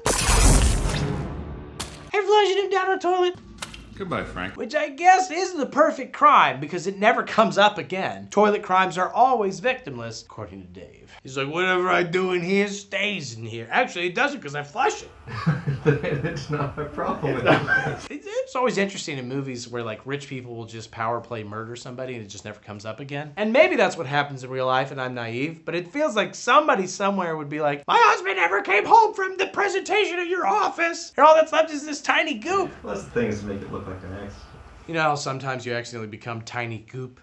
Yeah. We still haven't worked out all the bugs. Oh, also, Hank's mildly estranged daughter, Hope, is there and looking so fine. Like, girl, I just wanna... Don't be crude. You're right, sorry. Dave wrote that part. Just kidding, Dave never writes shit except invoices and manifestos. Do not read them. They are riddled with spelling errors and quite racist. Sorry. Back to Hope and Goop real quick. Turns out Darren hasn't quite nailed the shrinking of live tissue part of his tech. But like, have you tried cold water, my guy? Shrinks it right up, shrivels it even. It's a shame. But also, that's why the guy turned to, albeit tiny, Goop earlier. Anyway, now he's experimenting on sheep, not in the Dave way, in more of a science way, hopefully. What's the difference? You don't want to know. And Hope is scandalized. I thought we were using mice. I mean, he's creating a weapon that could do God knows how much damage. I don't care if a sheep gets gooped. As long as it's not the Dave way. At least this seems painless. Also, question. Hank later says that a shrunk object has the same mass as the original. Would eating a shrunk animal have the same caloric value as an entire unshrunk animal? Could you gobble up a tiny sheep like a Pez and then just not eat for like a week or however long it takes to digest a whole sheep? I'm gonna try it either way, just in case. Scott, by the way, tries on his new suit alone in the bathroom because I honestly do not know. Scotty, what's up, man? I can't think of a single non-masturbatory reason why he'd do this. Does he not have his own bedroom? He even stands in the tub and explicitly is hiding from his roommates, which, I mean, people only do those things when they're about to do something filthy.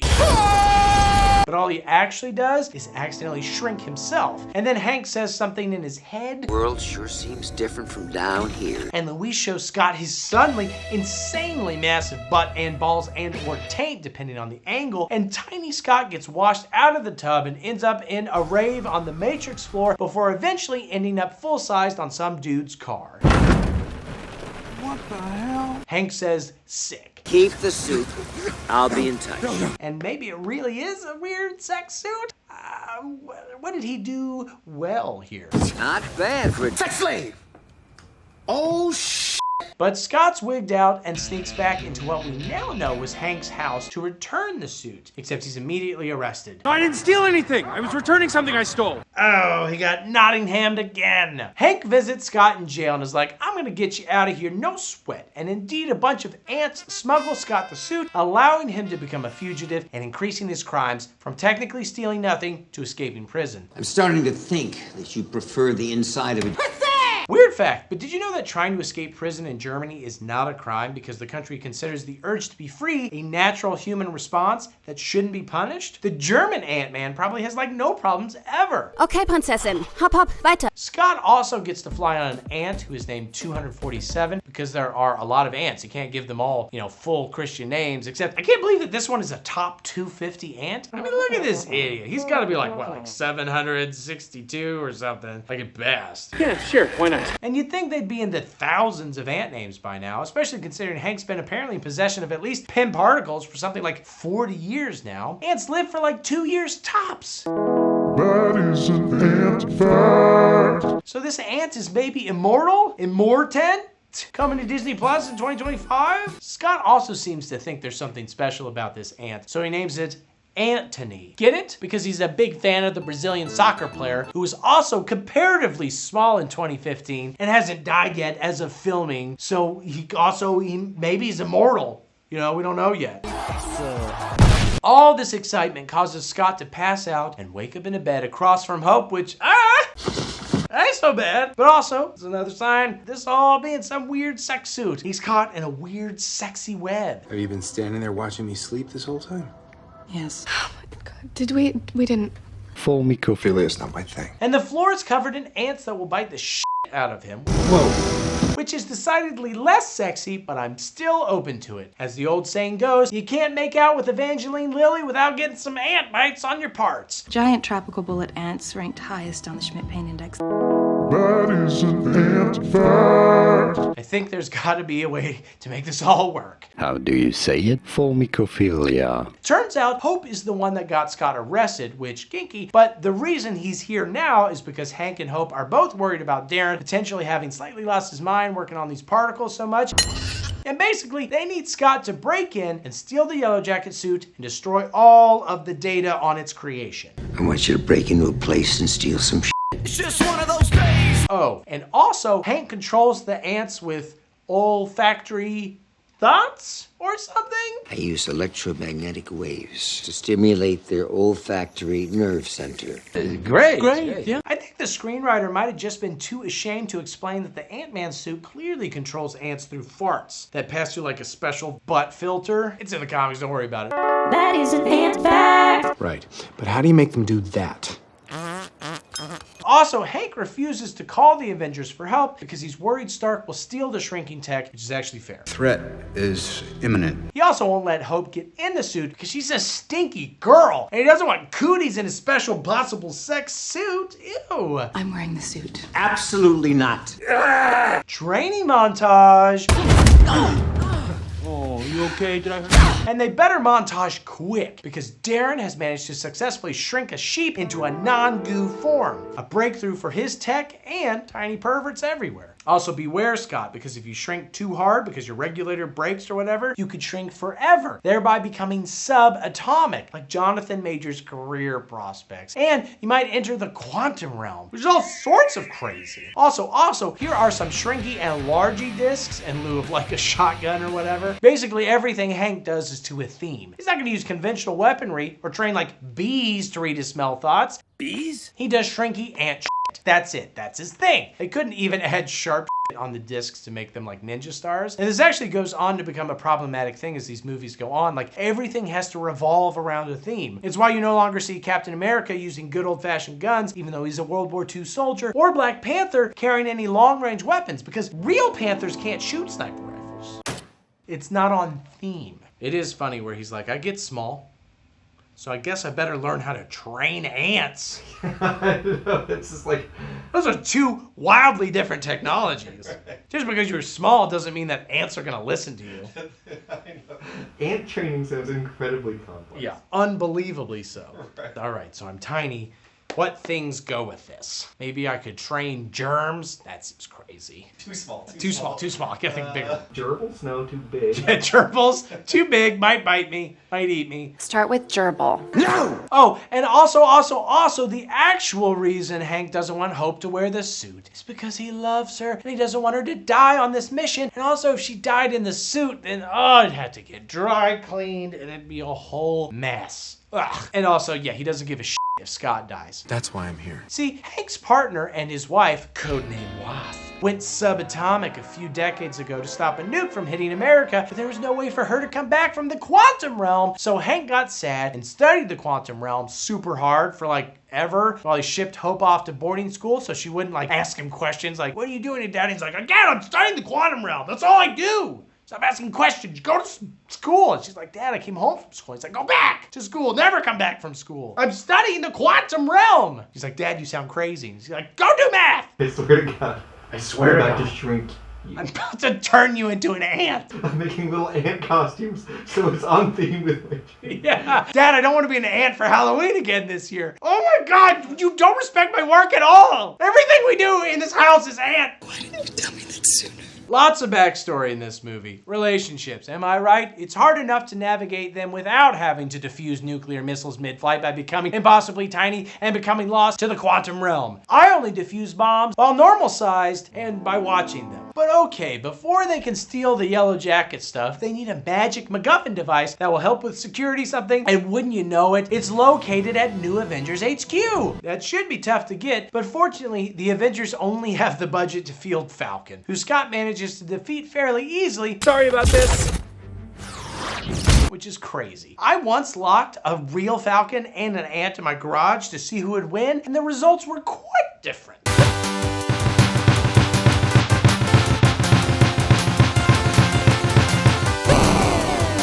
He then gets the thing that he so desperately needs. A piece of technology. Later, he's like, wow, can you believe I fought an Avenger and lived? And it's like, I mean, you just fought a regular dude wearing mechanical wings. It's not like you flew up the Hulk's green ass and exploded him from the inside with equal parts pain and pleasure like in the Hellraiser MCU crossover. I can't get anyone to read. Dave is always magically busy or throwing up in his mouth after reading the first page. Once I crack that story, once I break that story, it's gonna go right to Hulu. HBO is gonna cancel it and they're gonna get a nice tax refund. Whatever, Darren shows up randomly and invites Hank to a little soiree he's throwing to celebrate having made big sheep into tiny sheep. Guys, come to my party, I'm making big sheep small. And subsequently selling that big to little sheep technology to representatives of Hydra. They haven't even rebranded. They're not what they were. They're doing some interesting work. I mean, even Blackwater changed its name after Operation Iraqi Murder. Note, this information comes from one of the other guys who punches up these scripts, Logan, who is Iraqi. So, I don't know, do with that what you will. But still, I don't care how addled your brain is. Surely you'd experience some hesitation if the first company offering to purchase your new weapon was named Nazis Incorporated. You'd be like, wait, I think those were the bad guys, right? Surely there's somebody slightly less evil they could sell to. Getting you mixed up with, I think, Super ISIS. If the check clears. And I'm enjoying myself. I don't know, who cares? Scott and gang need to break into this event, and they first hire all of Scott's goofy-ass friends. Rub-a-dub-dub.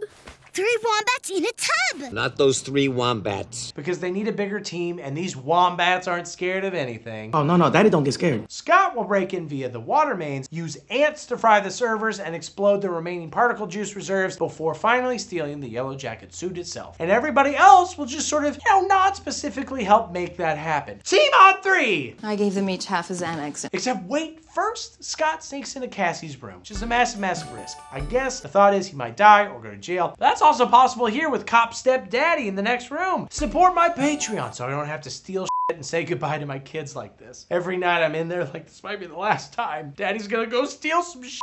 Dad, I know, you say that every night. And by shit, I mean the hearts of the internet. That is an ant fact. Whatever, it's now the night of the thing, and Luis is snuck in as a security guard, and actually he has a secret hidden skill that didn't come up before this moment.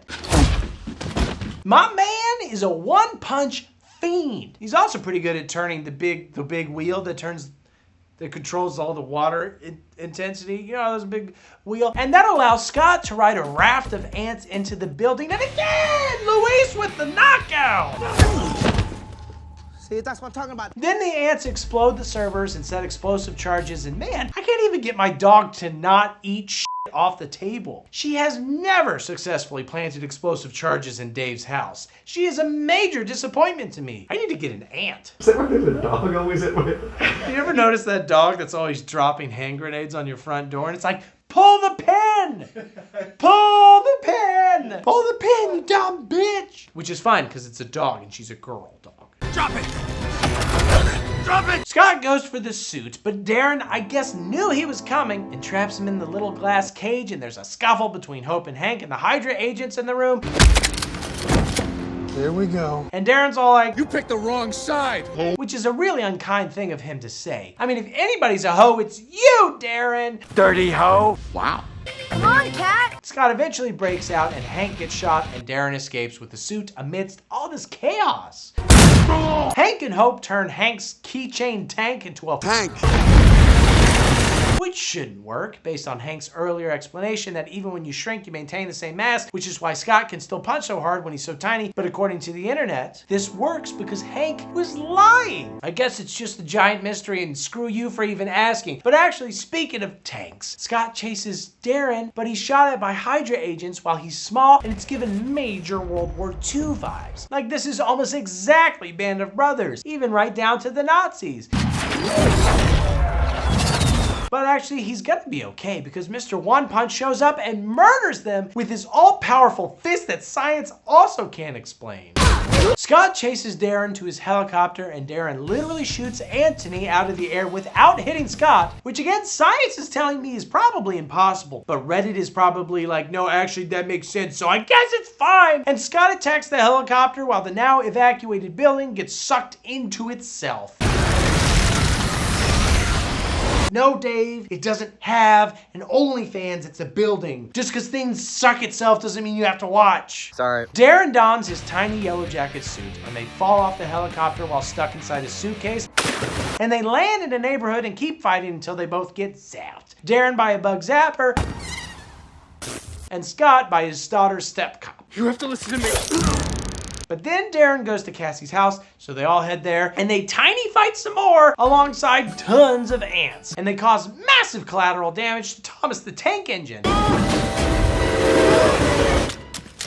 Scott makes an ant big, and Thomas big, but then Scott realizes the only way to really save Cassie is to go subatomic and get under the Yellow Jacket's titanium armor, which he does, and manages to destroy the suit. But okay, wait. If he's small enough to shrink between titanium molecules, how is he big enough to destroy components inside the suit? He's smaller than an atom and constantly shrinking. What are the chances he can even punch a single atom while inside there? Does this movie hate science? Is this all some secret assassination attempt against Neil deGrasse Tyson? Is the movie trying to give him an aneurysm? He's annoying on Twitter, but I don't want him to die. I was thinking for a second and I was like, do I actually want him to die? No. I'm skeptical. I realize I'm doing what Neil does, but I'm poorer than Neil. He's like also good at astrophysics or whatever. He has a real job. Leave the bullshit to me. By the way, we need people thinking that way. We're getting close, Dave. But no, I guess I just don't get it. Darren also gets sucked subatomically, and it looks like. But now Scott's trapped in a wonderland of wonder and sights untold, and his suit won't let him get bigger because this is the quantum realm and it's trippy as shit down there. So in a last-ditch effort, Scott messes with his regulator, mount up, and grows back to full size. Actually, it's all completely fine. I don't know what we were worried about. Later, Hank is like, damn girl, you made it out of the quantum realm? I didn't even think that was possible. Do you think my wife just left me and pretended she was stuck in the quantum realm? Scott's like, I don't know. I don't remember anything that happened down there, but don't rule it out. You seem sort of hard to be around. I'm not saying she did, just saying you're sort of incorrigible. Well, I suppose the human mind just can't comprehend the experience. Anyway, while you puzzle that, I'm gonna make out with your hot daughter. When did this happen? Nothing's happening. And yeah, final judgment, it's a sex suit. Whoa, hold on. Then Step Cop is like, I'm not gonna put you in jail as a reward for saving Cassie's life earlier. And then Luis roundaboutly explains that Falcon is looking for Scott. And then Hank shows Hope a cool ass sex suit he made for her mom, but that she can now wear if she wants, which is sweet. You're full of shit. Oh, yeah. And then in the post-credits, it turns out Falcon and Cap have actually captured Bucky, but they don't think Tony will help them because of the Accords. Who knows if the Accords will let him help? But it's fine, because Falcon knows a guy, a tiny guy. Big heart, nice abs, small physical structure, but only sometimes. Really helpful. I'll call him. Phase 2 over. We had a good run, yeah? Phase 3, what will it hold? Okay, I'm done. I gotta go. I'll see myself out. Okay, all right. Good seeing ya. Later, Dave. Okay, well, yeah, I mean, I think we could probably do another one. Are you coming back? Is it going to be now or like next year maybe? Maybe next year? You think we should do all of them next year? I think that'd be good. I think that'd be best. They should make a James Bond movie where he's 90 years old and it's called Werthers Are Forever instead of Diamonds Are Forever. Yeah. Like somebody stole like a bag of Werthers from his local grocery store and he's trying to track them down. And everybody's like, James, you don't have to. And he's like, it's more a matter of principle, to be honest.